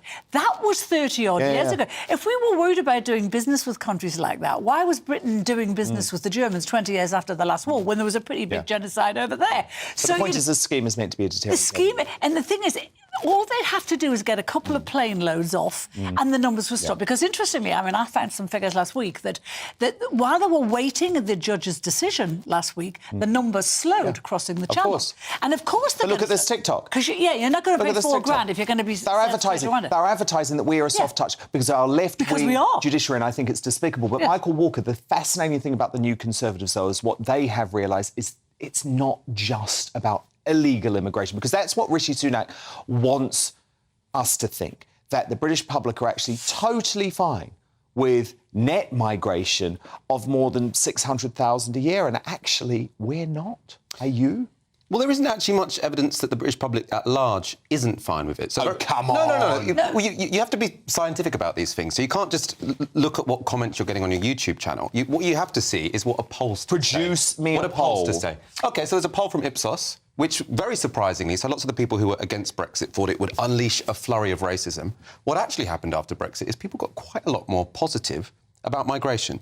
So just last year, I think for the first time in a really long time, more people said they would prefer migration to go up or stay the same than said they would prefer for it to go down. So you have got this increase in positivity about migration, and that's why I think this move from the New Conservatives is a little bit desperate, because the Tories are going to lose the next general election because the economy is a disaster, people's wages are down, and the NHS is on its knees. They're desperately looking for a point where they think Labour might be weak. But actually, there isn't this huge demand from the population to say, let's get immigration down. People don't seem that bothered. There was a poll that said the British people were not against migration per se, but they were against illegal, uncontrolled immigration. But this is uncontrolled, Belinda. I mean, 600,000. This is uncontrolled. I'm sorry, we don't have the houses for all of these people. We don't have the public services for all of these people. You know, in 1997, it was net migration to the UK was 47,000. We weren't short of fruit pickers. Our NHS was not short of staff. What has happened? Big companies' obsession with cheap labour and the government quick fixing all their economic woes by opening the borders and letting everyone in. And the problem with mass aggressive immigration, which the Conservatives are now champions of, whatever this new breakaway group says, they are the party of mass immigration, is it has a massive effect on community cohesion, on our national identity. And the thing is, the globalists love it because they're anti-nation state, and it spreads this feeling of no one being connected to each other. And I know that, and I know, Belinda, obviously, you are not part of the Conservatives, you know, so because you don't trust them, and I understand I don't trust why. them with immigration at all. Since 2010, they've been fibbing And I understand about why, but Carol, I feel heartened by the fact that there are good people within the Conservative Party. We've got a Home Secretary who wants the numbers to come down to the tens of thousands. These folk have to fight for what's right. Very survival. He didn't just say, I've got to try and stop the votes. He said, I will stop the votes. So he's very survival dependent. But it was very interesting last week. There was a story came out, and it hasn't had much traction, obviously, in the mainstream media. 8 European countries, 8 countries in the EU bloc, have now asked for a Rwanda-style scheme to be introduced in their country. Because listen to the quote from them. The quote is, this was a letter sent to Brussels. It says, the asylum system is broken down and only benefits the people smugglers. Does that sound familiar? Exactly. We've been saying that. And they want a system like we have imposed yet. But yet the people stopping the system are our judiciary and the refugee charities and the ECHR. left-wingers. And the ECHR, because remember, Australia was able to stop the boats with an offshore deterrent because they weren't part of the ECHR. On I think it might have been Camilla Tominay he show, was saying, and what happened was when they turned the boats back, within weeks the numbers coming. That's what we need to do. 90%. They then had a lot of scandals on the place where they deported them. Well, there are going to be scandals. That's life. But we need to protect the most persecuted by only letting the most persecuted in instead of opening up to abuse. The point is for it to be a deterrent. No, but if you then reverse, if you then reverse the policy afterwards, it's not going to then be a deterrent. Is it? They're not 5-star hotels. It is a deterrent. That's the point. Now, look, the unwashed eco-zealots of Just Stop Oil have spent another weekend disrupting the nation as the professional agitators rocked up at London's annual Pride event in central London, ensuring that even Britain's minority communities get a taste of their infuriating medicine.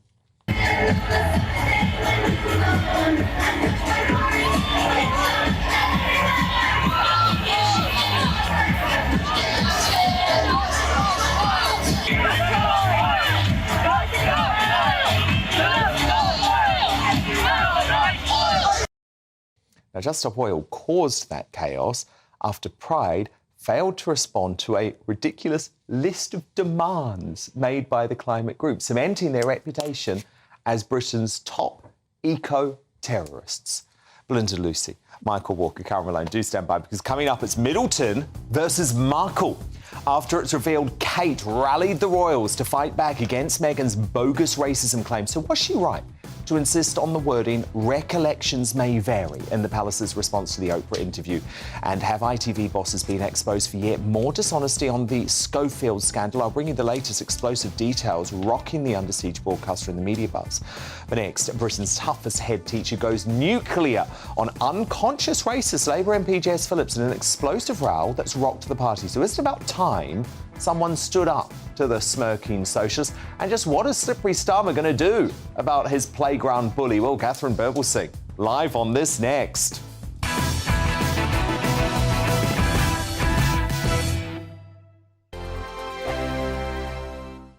Like all families, we have arguments every now and then, but actually we agree on what the mission of GB News is, and that's the most fundamentally important thing. GB News provides the kind of platform that lets all voices be heard. We don't hold back. We're free to say what we really think. Just because some people who live in a tiny little Westminster bubble think that their particular story is important, that's not the most important story for me. And often there will be difficult stories that you won't find on the establishment media. Because what people think in the north of England may be very different to what they're thinking in their home counties. We're going to carry on telling the world what life is really like for households up and down the UK. We love to be in your car, in your kitchen as you're having your breakfast. Whatever you're doing, you are part of the show.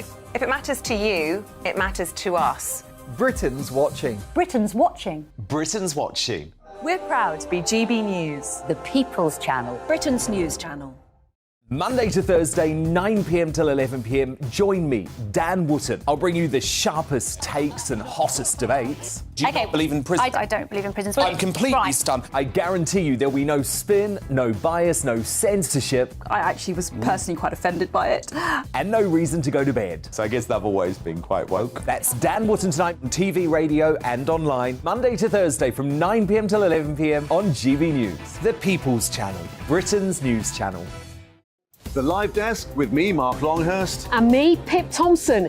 It's here Monday to Friday on GB News. From midday, we'll bring you the news as it breaks, whenever it's happening and wherever it's happening, from across the UK and around the world. Refreshing, feisty, but with a bit of fun too. If it matters to you, we'll have it covered on TV, radio and online. Join the Live Desk on GB News, the People's Channel, Britain's news channel. So Jubes and Kerr, we tackle the issues of the day with real robust debate, both sides of the fence, battling it out with me in the middle with my forthright opinions and views. And often really interesting things happen because you start with a position and then by the end of the debate you find actually, well, I might not have thought about that one. What we need in this country is two new political parties. You should maybe think about doing a 2024 calendar. I'm Michelle Dewberry and I'm keeping you company right through until 7 o'clock this evening. GB News, the People's Channel, Britain's watching. Westminster is going around in ever-decreasing circles, followed by the media. Britain is broken. How on earth did we get into this mess? But more importantly, how do we get out of it? Join me at 7 p.m, Mondays to Thursdays on Farage, here on GB News. We will have open, rational debate. We've got to work out how Britain moves forward from this. Join us here on GB News, the People's Channel. Britain is watching. Start the day with GB News. We catch up on all the big stories you didn't hear the night before. And take a look at what the world's talking about this morning. That's right, Monday to Thursdays from 6 o'clock.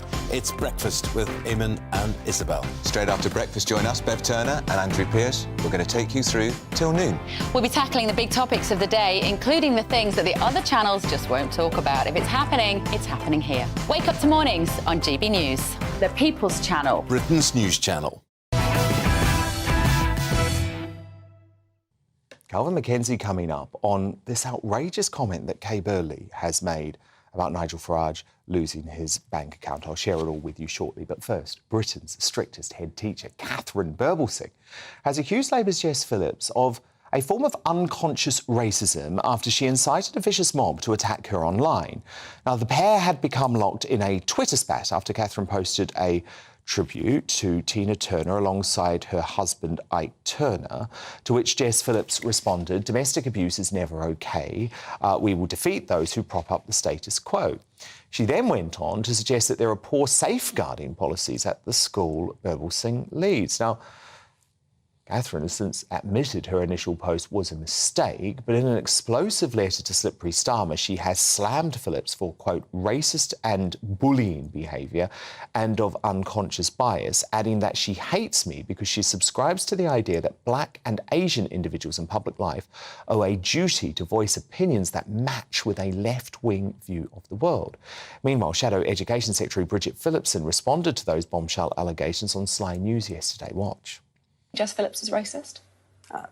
No, I don't. But I think it's important that if people have concerns, if they're unhappy about the conduct of a Member of Parliament, that can be investigated as part of that process. And I'm delighted to say that Catherine Birbal-Singh joins me now. And, Catherine, I think what's so pernicious about this is that Jess Phillips clearly thinks that as a black woman, you should sign up to a particular political philosophy. And effectively, you're calling her out on that and saying that is a form of unconscious bias or potentially even unconscious racism.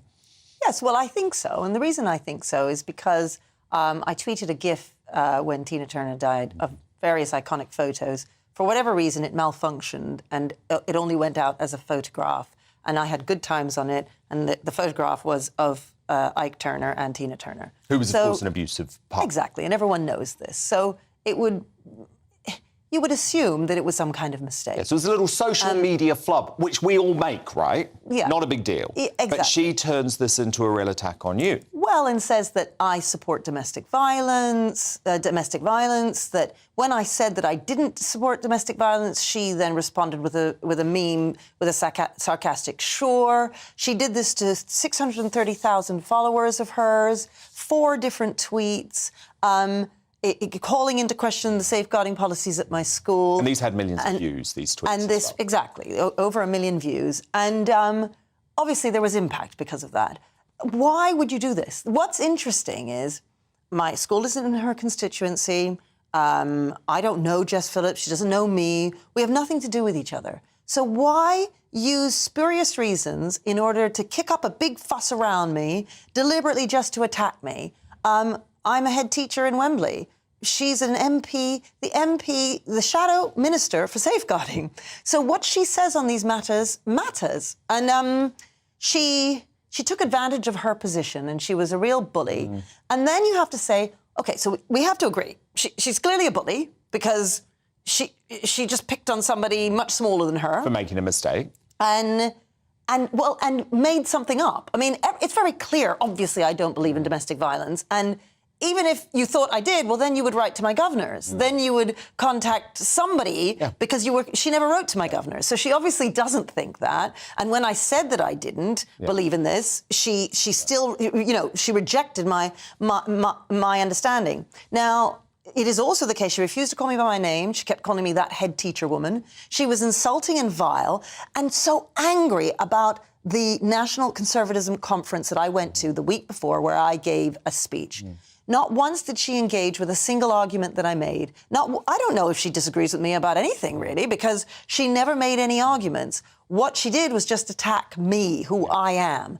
And I believe that, yes, that is racist unconscious bias, which I come across often. This idea that black people should not lean to the right. They are owned by the left. And it's not just Jess Phillips. This is an issue in our society. Well, it is. And it's not just you, because I have watched in horror as people like Jess Phillips have done exactly the same thing to Priti Patel and Suella Braverman, 2 Home Secretaries who, by the way, whatever you think of their politics, have the most incredible stories to come from their background to rise to the top of British politics. And if they were on the left, Catherine, just like if you were on the left, you would be celebrated. You would be winning every award. You would be a hero. And so I find it's so disgusting that people think because of your race you should sign up to a particular political philosophy. Yeah, and the problem is that because the right don't tend to talk much about unconscious bias, I mean, you're the exception here in a way, And of course there are people on the right who do, but it doesn't tend to be a subject of interest to the right. And because I'm accusing the left of unconscious bias, The left don't have it. The left love talking about racism when they're throwing it at the right, but when it comes to looking at themselves, they won't do it. And while I'm no big fan of Harry and Meghan, you know, Harry spoke about doing the work, and this is something the left talk about quite a lot when it comes to this kind of thing. And I think Jess should do the work, really, because I do think she has... Because otherwise, why get so angry?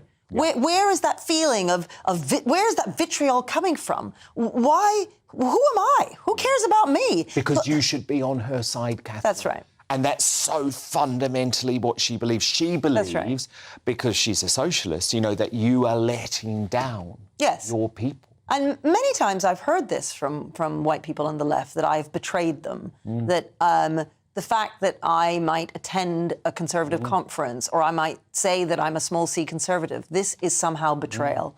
And I want to highlight this problem, really, that all of us should be more aware of. There is such a thing as unconscious bias. It works in many different ways.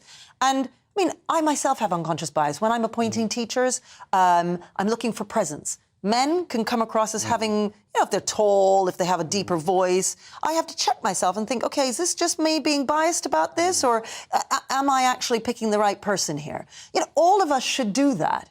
And I'm saying that here's an example of unconscious racist bias. I'm not calling her a racist in the typical sense. I'm saying that this is unconscious, she doesn't realise, and it's something that really she should do the work on. You've written this very powerful letter to Keir Starmer. What are you expecting to come from that? Have you had anyone from the Labour Party reach out to you yet? No, but it was recent. So I hope they do. I mean, look, I don't want him to do anything to Jess Phillips. I'm not looking for revenge, really. I want to highlight this. This isn't about her getting cancelled. It's about pointing out. No, not at all. Exactly. I mean, I would happily have her come visit my school. All of the Labour MPs, frankly, I would love to invite all of them to come and visit my school.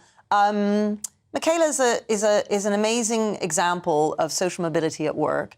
And you would think that our school, Michaela, would be an example of real success that the Labour Party would want to champion, which is exactly, again, why I don't understand why Jess Phillips would just pick me out like that and just start attacking me for what seems to be no reason. She hasn't engaged with a single argument I have ever made. Well, look, do you know what? I think you have laid down a gauntlet today. I can think of absolutely no reason why Jess Phillips would not want to visit Michaela, learn about what you do. Obviously, we have spoken about it a lot. You know, it is a fascinating school that has attracted international interest. So, Jess Phillips, what are you waiting for? You've got the invite. Will pointed out to you, and let's hope that she actually has the guts to do that and find out a little bit about you. Really fascinating discussion, actually. I'm really glad that you've called this out. Catherine Bergelsing, Britain's strictest head teacher. Great to have you here tonight. Now, coming up in Uncancelled Fleet Street legend Calvin McKenzie takes aim at the out-of-touch MSM as they celebrate Nigel Farage being debanked for wrong things. Sly News COVID party gal Kay Burley and BBC lovey Richard Bacon, both in his sights. Can you guess what he's got to say about the tone-deaf pair? But next, in the media buzz, as it emerges, it was Kate Middleton who led the fight back against Meghan Markle's racism claims. Was the Princess of Wales right to wage war against the Montecito myth peddlers? And I'll bring you damning new details of the Flip Schofield affair that leaves ITV bosses cornered. My superstar panel debate their future and Kate's Royal Rumble. Plus, we'll have more newspaper front pages for you hot off the press straight after this.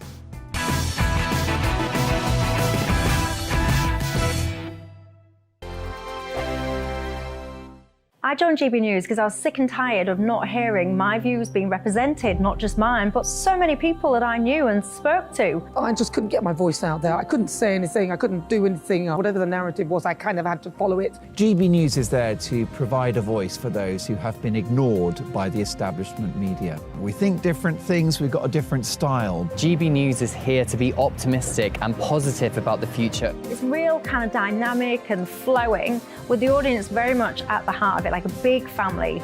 Here at GB News, we talk about the things that matter to you. Hearing the voices from right across our towns and cities, especially our towns. All sides of the argument represented with a heavy dose of opinion. We're on a mission here to make a difference. And the GB News family really is here for you, and whatever time of day you can watch or listen. Britain's watching. Britain's watching. We're proud to be GB News, the People's Channel. Britain's news channel. Monday to Thursday, 9 p.m. till 11 p.m. Join me, Dan Wootton. I'll bring you the sharpest takes and hottest debates. Do you not believe in prisons? I don't believe in prisons. I'm completely Right. stunned. I guarantee you there'll be no spin, no bias, no censorship. I actually was personally quite offended by it. And no reason to go to bed. So I guess they've always been quite woke. That's Dan Wootton tonight on TV, radio and online. Monday to Thursday from 9 p.m. till 11 p.m. on GB News. The People's Channel, Britain's news channel. Weeknights on GB News from 6 p.m. You'll always get drama. Please stop, Michelle. I know, yeah. Please stop. Should I just shut off? Romance. You like me, I like you. There you go. There you are. Well, don't tell anybody. Adventure. Etc. That's the whole point. And action. Sergeant, the big read, my superstar panel, they're already at it. They're fighting. It's going to be quite a show. Only on GB News. Britain's watching. In a world of dull and predictable radio and TV shows. Oh, hi. On Mark Dolan tonight, we've got big guests. We drill into the big stories of the day. The show adds up to a brilliant listening and viewing experience. Mark Dolan Tonight is the most entertaining current affairs show ever, and that's a fact. That's Mark Dolan Tonight, Friday, Saturday and Sunday from 9. Only on GB News, Britain's news channel. Start the day with GB News. We catch up on all the big stories you didn't hear the night before. And take a look at what the world's talking about this morning. That's right, Monday to Thursdays from 6 o'clock. It's Breakfast with Eamon and Isabel. Straight after breakfast, join us, Bev Turner and Andrew Pearce. We're going to take you through till noon. We'll be tackling the big topics of the day, including the things that the other channels just won't talk about. If it's happening here. Wake up to mornings on GB News, the People's Channel. Britain's news channel. Let's return to tomorrow's news site now when the media buzz and more front pages are in. Bombshell on the front page of the Daily Mail reporting banks are facing a Treasury investigation into claims they're closing customer accounts based on their political views. City Minister Andrew Griffith has been asked to look into financial institutions stifling free speech. This is after the Nigel Farage scandal. The Daily Express reports that the Tories are split over tough rules for migrants, which have been blocked by the Treasury, according to a senior Conservative source. And the Daily Telegraph leads on reports that drivers have been paying 6p per litre more than they should have at fuel pumps. Interestingly, it also carries a story that most high street banks have signed up to Stonewall's indoctrinating schemes. Not surprised to learn that, are you? Up more in the media buzz now with tonight's superstar panel. Top Daily Express columnist Carol Malone, the journalist Michael Walker and the political commentator Belinda de Lucy. Now, Kate Middleton insisted the royals hit back at Meghan Markle's false claims of racism in the family, according to a newly updated bombshell book. Courtiers by Valentine Lowe, he's the journalist who reported on allegations of bullying levelled against Meghan during her very short time as a working royal, reveals that Kate was behind the phrase recollections may vary in the family's official statement in response to the royal racism allegations the Duchess made during that awful tissue of lies Oprah interview. So, Belinda, this is really fascinating, isn't it? Because all of a sudden, Kate, who is very much behind the scenes usually, and she wants William to take that public role. I know that for a fact. She really believes in that. But here we learn, actually, she's the steel core behind this decision. I just keep falling in love with her more and more. You know, this young woman, she just behaves in such a classy and regal way, naturally, because what she does and how she's behaved is really defending this institution, this 1,000-year-old institution, in a way no others could. I mean, she did it. Well, we all thought it was the Queen who said that recollections may vary. It was that beautiful and that was that brilliant. And actually, the Sussex's criticisms and accusations were so baseless, and there were such massive whoppers. It was so hard to see the royal family not be able to defend itself. And there we have it, our future Queen, knowing that she can stand up for the monarchy and defend it. I think it's just put her on a pedestal now. I think she's incredible. I'm so impressed, and I can't wait now for her to become Queen, not rushing you, Camilla. Michael Walker, you say Kate could have been deceptive here. What do you mean? Well, my point was I don't know. I don't know what happened. So obviously, if Meghan and Harry were lying in that interview, then this is fair enough to say recollections may vary. If they were telling the truth, then this would seem. Well, do you think they were telling the truth? I've got no goddamn idea. I mean, I think you read a lot more about this story than I do. But it seems to me that this is a bit of a he said, she said. So Harry and Meghan say one thing. Kate and well, no, because William Harry has now himself, Carol, actually admitted, oh, no, we weren't talking about racism 18 months ago. It was just unconscious bias. No, they literally... he used the word racist in the interview, not once but twice. I think, I'm glad Kate's got more steel than the rest of them. I'm glad. But I think she should have been tougher. I think she should have been steelier. You know, if you are determined that someone has told a lie, and a lie like this about the royal family on a global stage, why not just say that was a lie rather than say recollections may vary? You know, I get that maybe Wills couldn't say it, and I get that the Queen couldn't say it, but, you know, I think they should be allowed to. I think this never complain, never explain thing now that the royals have employed for decades, it doesn't work in the 21st century. It doesn't work in the world of social media. You've got to... Because what happened was the fact that they were so gentle in their approach to this, it allowed it to go on and to be perpetuated. I think if there had been tougher at the beginning, this lie would not have gone around the world in the way it has and done the damage it has. Now, a bombshell new development in the crisis at ITV. The Mail on Sunday has revealed that the broadcaster's execs were made aware of, quote, serious concerns around the young runner who had an affair with Philip Schofield. The paper reports that after Scofi's lover was booted off this morning to Loose Women in early 2020, a senior manager sent an email to express their unease. And a source added, at the time, various people had heard rumours about his relationship, and it was thought the fact he needed help with his mental health ought to be escalated to those higher-ups so he could get some support. Among the people said to be aware of this email was Managing Director for Entertainment Kevin Ligo, who failed to disclose the correspondence to MPs at last month's Select Committee hearing. Now, ITV has employed a leading KC to carry out an independent inquiry into the scandal, but this now isn't expected to be published for another 12 weeks. And Carol Malone, you think that actually ITV is finished because of this? Sorry, This Morning is finished because I think it is. I think they should just let it kind of go with dignity, really. You know, I mean, the ratings have fallen. And you were a star of that show for a long time. I was for a long time, but then I crossed Mr. Schofield, and then I wasn't. What happened? Oh, I just said something. I just said something in something that I'd written about the show and about him, and that's that. And Schofield said, "I don't want Malone on there." I imagine that's what happened, yeah, because we know that's what he did. I mean, I can't say that for certain, but it was just odd. I was a regular, and then suddenly I wasn't. And we know that he has say of it. And Ligo said it at the inquiry. You know, presenters get a say in who doesn't appear on the show. But I mean, I think This Morning should be finished. They're flogging a dead horse now. Very interesting at the TV, the Trick Awards, where GBNews won everything. Anyway, the Trick Awards, where the programme that won the Best Daytime Show, which has been This Morning for as long as I've been alive almost, was A Place in the Sun. Now, I'm not denigrating A Place in the Sun. It's a very nice little programme. However, for that to beat This Morning shows exactly where the public is with that show. They should just let it go. I mean, Michael Walker, I was working at ITV while this was all going on, ITV Daytime. I've said numerous times, everyone knew, certainly everyone knew that this young runner, Person X, was incredibly troubled. And the stars of Loose Women were horrified that this problem had basically been exported onto their show. They were worried about him. They thought it was really wrong.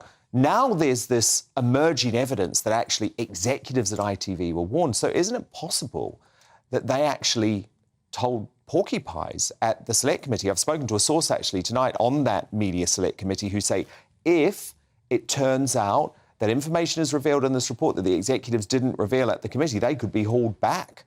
Yeah, I mean, of course, if it turns out they've lied to Parliament, I imagine they probably should, and I imagine will lose their jobs, in fact, because it's a pretty high-profile issue. I mean, you probably know more than me about this because you worked at ITV, but reading about this as someone with little expertise about that particular programme and sort of knowing the people involved, what often seems missing from the story, which is understandable because obviously you don't want to report on the young man, is it's always unclear to me, was there a complaint from him? Because I can see how you would say, as the bosses at ITV, look, yes, we think there might be this inappropriate relationship, but the young man has said it's not happened. Philip Schofield said not's happened. People say, we're worried about the young man, but they say to the young man, are you OK? Do you feel like you're being exploited? So do you sign up to this idea that there could be some sort of homophobia against Philip Schofield in this coverage? Not necessarily, because I think you would have the same thing going on if it was a man and a woman. I suppose what I'm saying is I think in lots of these stories, from what we know publicly, it is ambiguous what went on. Now, it might be that there is some reality that I'm not aware of. Which is what went on. No, but it's ambiguous how bad it was, right? So it was inappropriate. It was clearly inappropriate. The issue was about abuse of power, about a young man who was 16 when he started work on the show and who was 18, 19 when they were having the affair.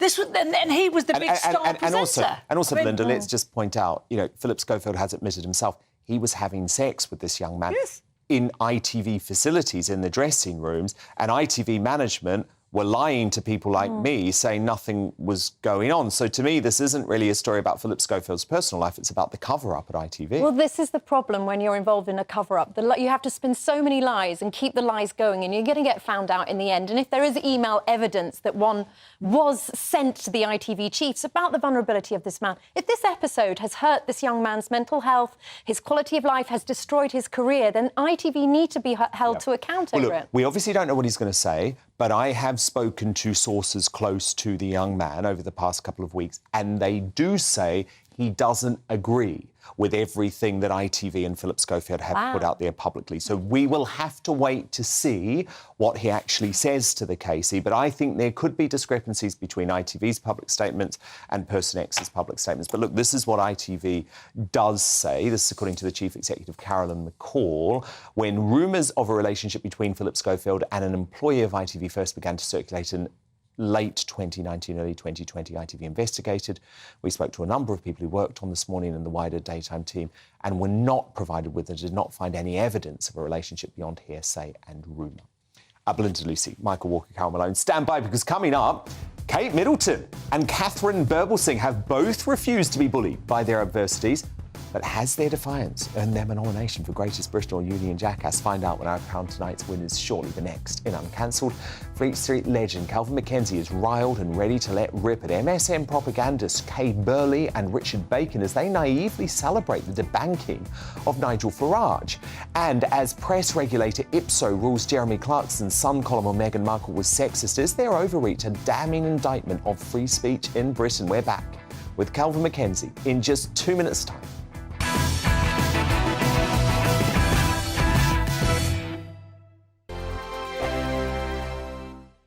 First and foremost, I am a GB News fan, and I was before I was working here. Just love the fact that we're asking the questions that a lot of establishment media won't ask. With a bit of a twist, we not only want to inform you, but we want to keep you entertained. It's worth the drive because you get in and the team's all ready and waiting, they're itching to go, and it's a proper little family. GB News is the People's Channel. It's the audience that makes the programme sing. We're giving our viewers and our listeners a voice. I see the thousands of your letters, tweets, emails, you name it, coming in. Britain is broken. How on earth did we get into this mess? But more importantly, how do we get out of it? The establishment had their chance. Now we're here to represent you. It's time for something different. It's time for GB News. I'm very patriotic. I believe in Britain. Our best days lie ahead. Britain's watching. Britain's watching. Join us here on GB News. The People's Channel. Britain's news channel. The Live Desk with me, Mark Longhurst. And me, Pip Thompson. It's here Monday to Friday on GB News. From midday, we'll bring you the news as it breaks, whenever it's happening and wherever it's happening, from across the UK and around the world. Refreshing, feisty, but with a bit of fun too. If it matters to you, we'll have it covered on TV, radio and online. Join the Live Desk on GB News, the People's Channel, Britain's news channel. Westminster is going around in ever-decreasing circles, followed by the media. Britain is broken. How on earth did we get into this mess? But more importantly, how do we get out of it? Join me at 7 p.m, Mondays to Thursdays on Farage, here on GB News. We will have open, rational debate. We've got to work out how Britain moves forward from this. Join us here on GB News, the People's Channel. Britain is watching.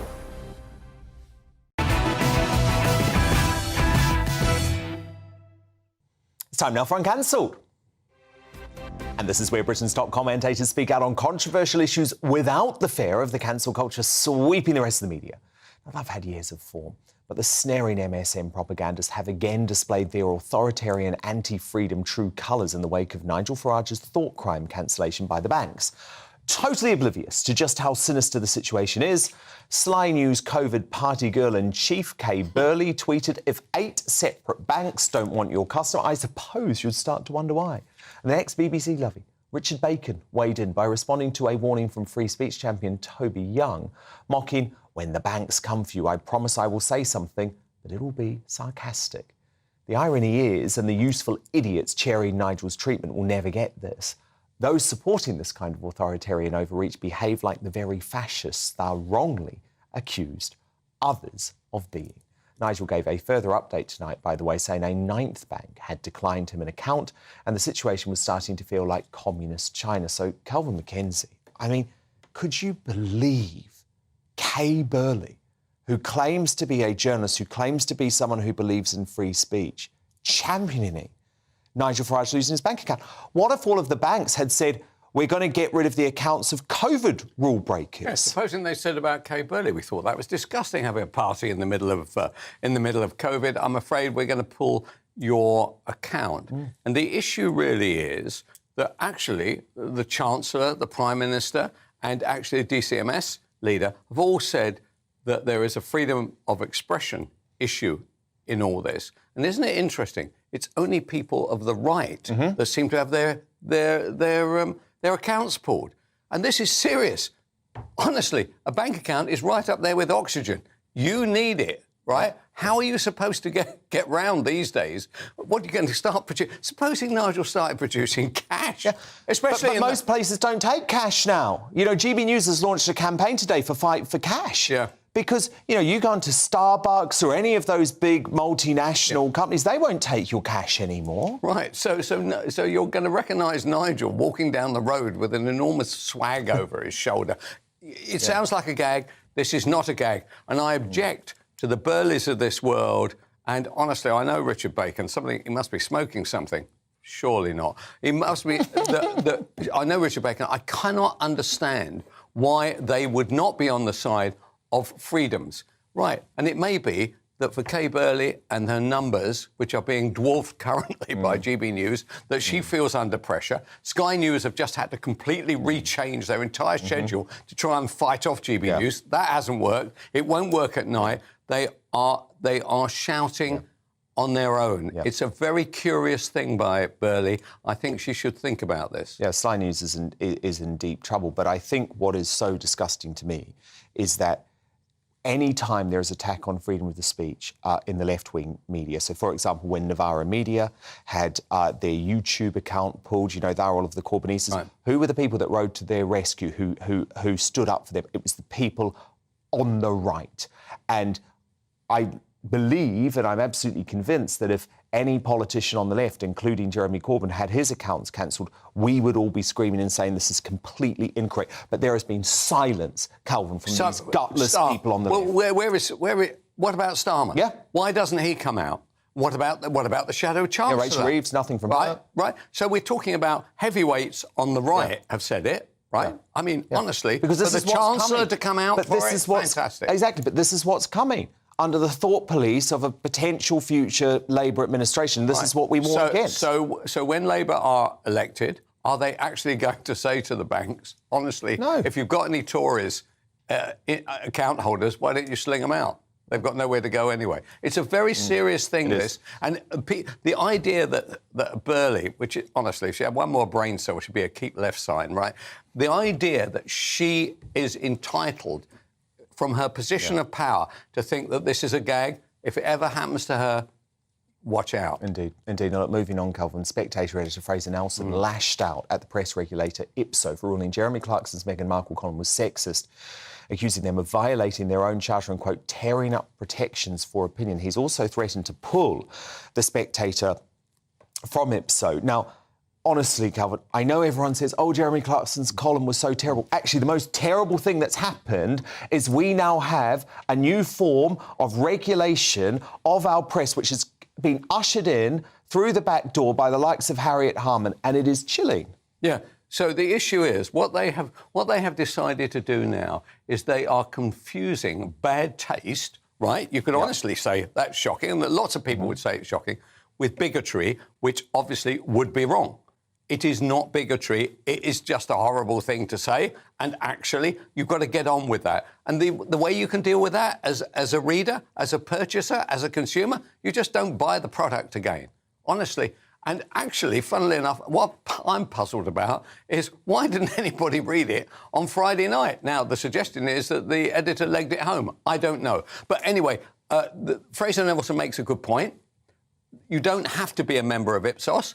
The thing I fear is that when Labour get to power, actually, they want to make this to controlling of the media. And what kind of media do you think they're like to control? Of course. Are they going to control the Daily Mirrors, the Morning Stars of this world, the Guardians? No, they're not. They're going to control anybody centre-right, in which the Sun and the Telegraph and those kinds of papers will come right into their and also, let's not forget what Ofcom are doing. You know, another 3 investigations launched by Ofcom today who are wanting... GBNews. Yeah, exactly. But where were all of the investigations when David Lammy and Angela Rayner were hosting shows on LBC? They were non-existent. So do not tell me that Ofcom are not coming specifically after right-wing media. It is despicable what's going on. You know? It's a very dangerous area we're running into. And the trouble is that actually social media has made the world even more political than it ever was before. So that any time somebody doesn't like something you say, I say, I know Jacob Rees-Mogg, but they say something. I was on with David Lammy the other day. Perfectly courteous, very friendly kind of guy. But nobody ever says, David, I'm sorry, you can't do this. LBC say, really, David, how much do you want to do it? Exactly. And I think the key point about this Ipso thing is that the only people who actually had a right to complain about that column were Nicola Sturgeon and Meghan Markle. Neither of those 2 women complained. So Harriet Harman did so on their behalf as if she could represent all women. The reality was that 25,000 lefties, right, seeing an opportunity to get even with a successful guy like Clarkson. And it's worked. He got 10,000 or 1,000 acres of farmland. Exactly, but look at how ITV and Amazon reacted as well. It's really terrible stuff. Calvin McKenzie, great to have you. But it's time now to reveal tonight's Greatest Britain Union Jackass. My superstar panel return, Carol Malone. Who's your nominee for GB? OK, mine's Catherine Burblesing. We've just seen her on the show. I'm not going to rehash the story. Every school should have a Catherine. She runs one of the best schools in the country. She's totally anti-woke. Thank God she reported Jess Phillips. She accused her tonight of unconscious bias. One of the best arguments I've ever heard on that score. Because she says Phillips accused her of being a supporter of domestic violence, which she emphatically is not. Anyone who knows anything about Catherine knows that is not the case. Anyway, it's good that she's done it. She's a rock star in my book, this lady, a rock star. She's brilliant. Absolutely love her. Michael Walker, your nominee. I'm going with Just Stop Oil. And the reason I say that is because I agree with their aims, their ambitions. I do think we should be stopping drilling new oil. As the International Energy Agency said, not a radical demand. We've just had the hottest June on record. And the reason I say it is because I often defend them when they've intervened in something I don't enjoy anyway. You know, cricket, snooker. I can't even drive. Now they have finally interrupted something I do attend, so I can speak as a participant who's been interrupted. Well, do you know what? More fool you for supporting eco-terrorists, let me tell you. It was disgraceful.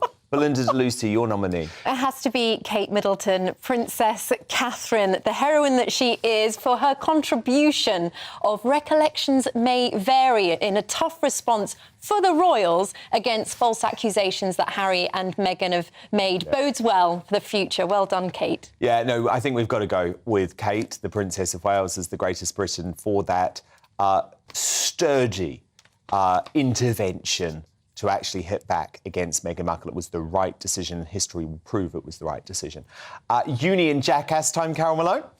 Mine is the entire Australian cricket team for cheating its way to a win in the second Ashes Test.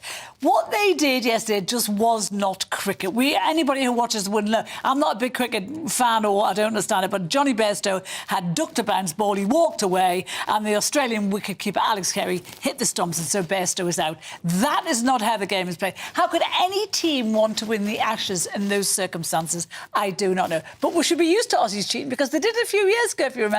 They had the bowlers had sandpaper in their pockets and they were rubbing the ball against sandpaper because it changes the way it throws. That's how they win competition. Michael Walker, your nominee. My nominee is Michael Gove, and I think this should appeal to you, Dan, because you talk a lot about free speech on this show and on this channel, but I think the biggest challenge to free speech this week is in Parliament. MPs are debating whether or not to ban local councils and universities from boycotting foreign countries. So this specifically targeting the Boycott, Divest, Sanction movement, which is boycotting illegal Israeli settlements in defence of Palestinian rights. They want to ban this democratic right. You know, obviously we boycotted South Africa in the 1980s. This wouldn't be possible if this law is passed. So I think Michael Gove, who is pushing this as the community secretary, should be the jackass. Belinda Lucy, your nominee. British banks, those British banks, you know who you are, for punishing customers for having wrong think and not sharing the same political views, and stopping people from participating in public life just because they have right of centre views on Europe or LGBTQ. And of course, the British outrageous. banks, tonight's Union Jackass, Union Jackass of the week. There's no doubt about that, Belinda Lucy. Michael Walker, Carol Malone, my superstar panel, thank you so much. I'm back again tomorrow night from 9 p.m. Angela Levin and Tom Bowell will be with me. Headliners next. Good night.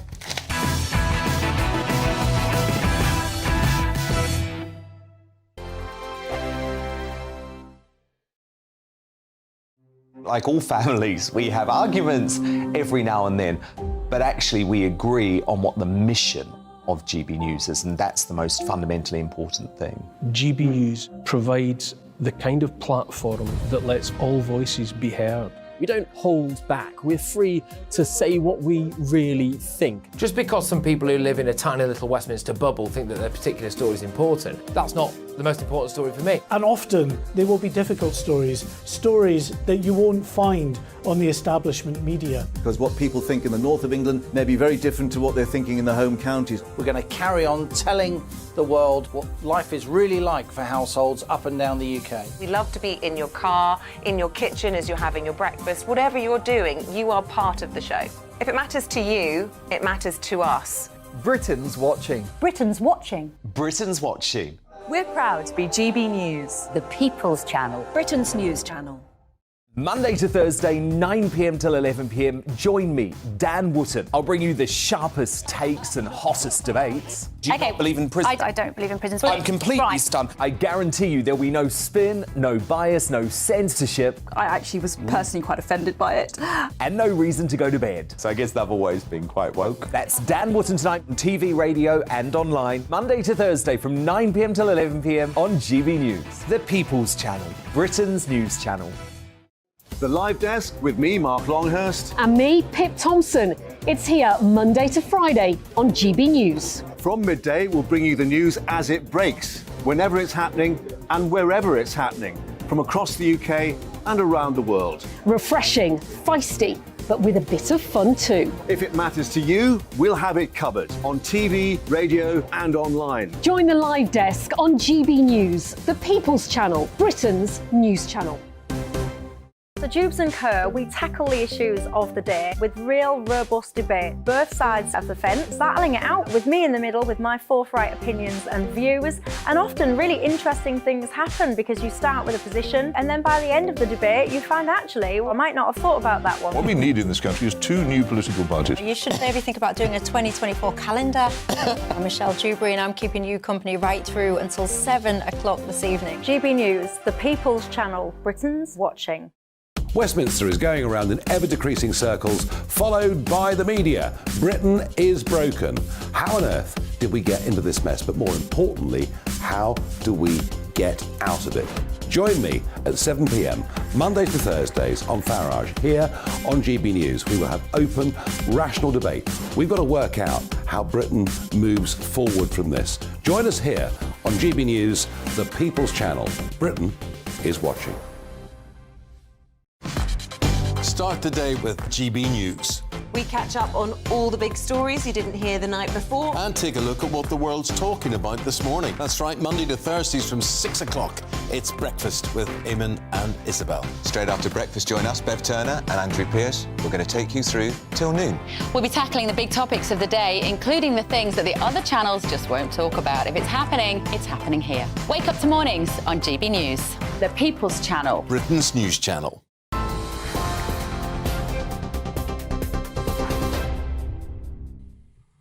The top story on GB News tonight, drivers paid nearly £1 billion more for their fuel at supermarket filling stations last year after the supermarkets increased their profit margins. An investigation by the Competition and Markets Authority has found that drivers paid an extra 6 pence a litre for fuel at supermarket fuel stops. The Chancellor has now supported calls for the cheapest fuel finder app or website, which could help motorists find the best and nearest fuel prices on their phones or sat-navs. Migrant crossings set a new record last month, pushing the total for the year so far to more than 11,000. The figure comes almost 6 months after Rishi Sunak vowed to stop the boats as one of his cabinet's chief objectives. Nearly 4,000 migrants crossed the English Channel in June, which is the highest monthly figure since records began 5 years ago. Lord Chancellor Alex Chalk is asking the Parole Board to reconsider its decision to allow the double child killer Colin Pitchfork to be released from prison.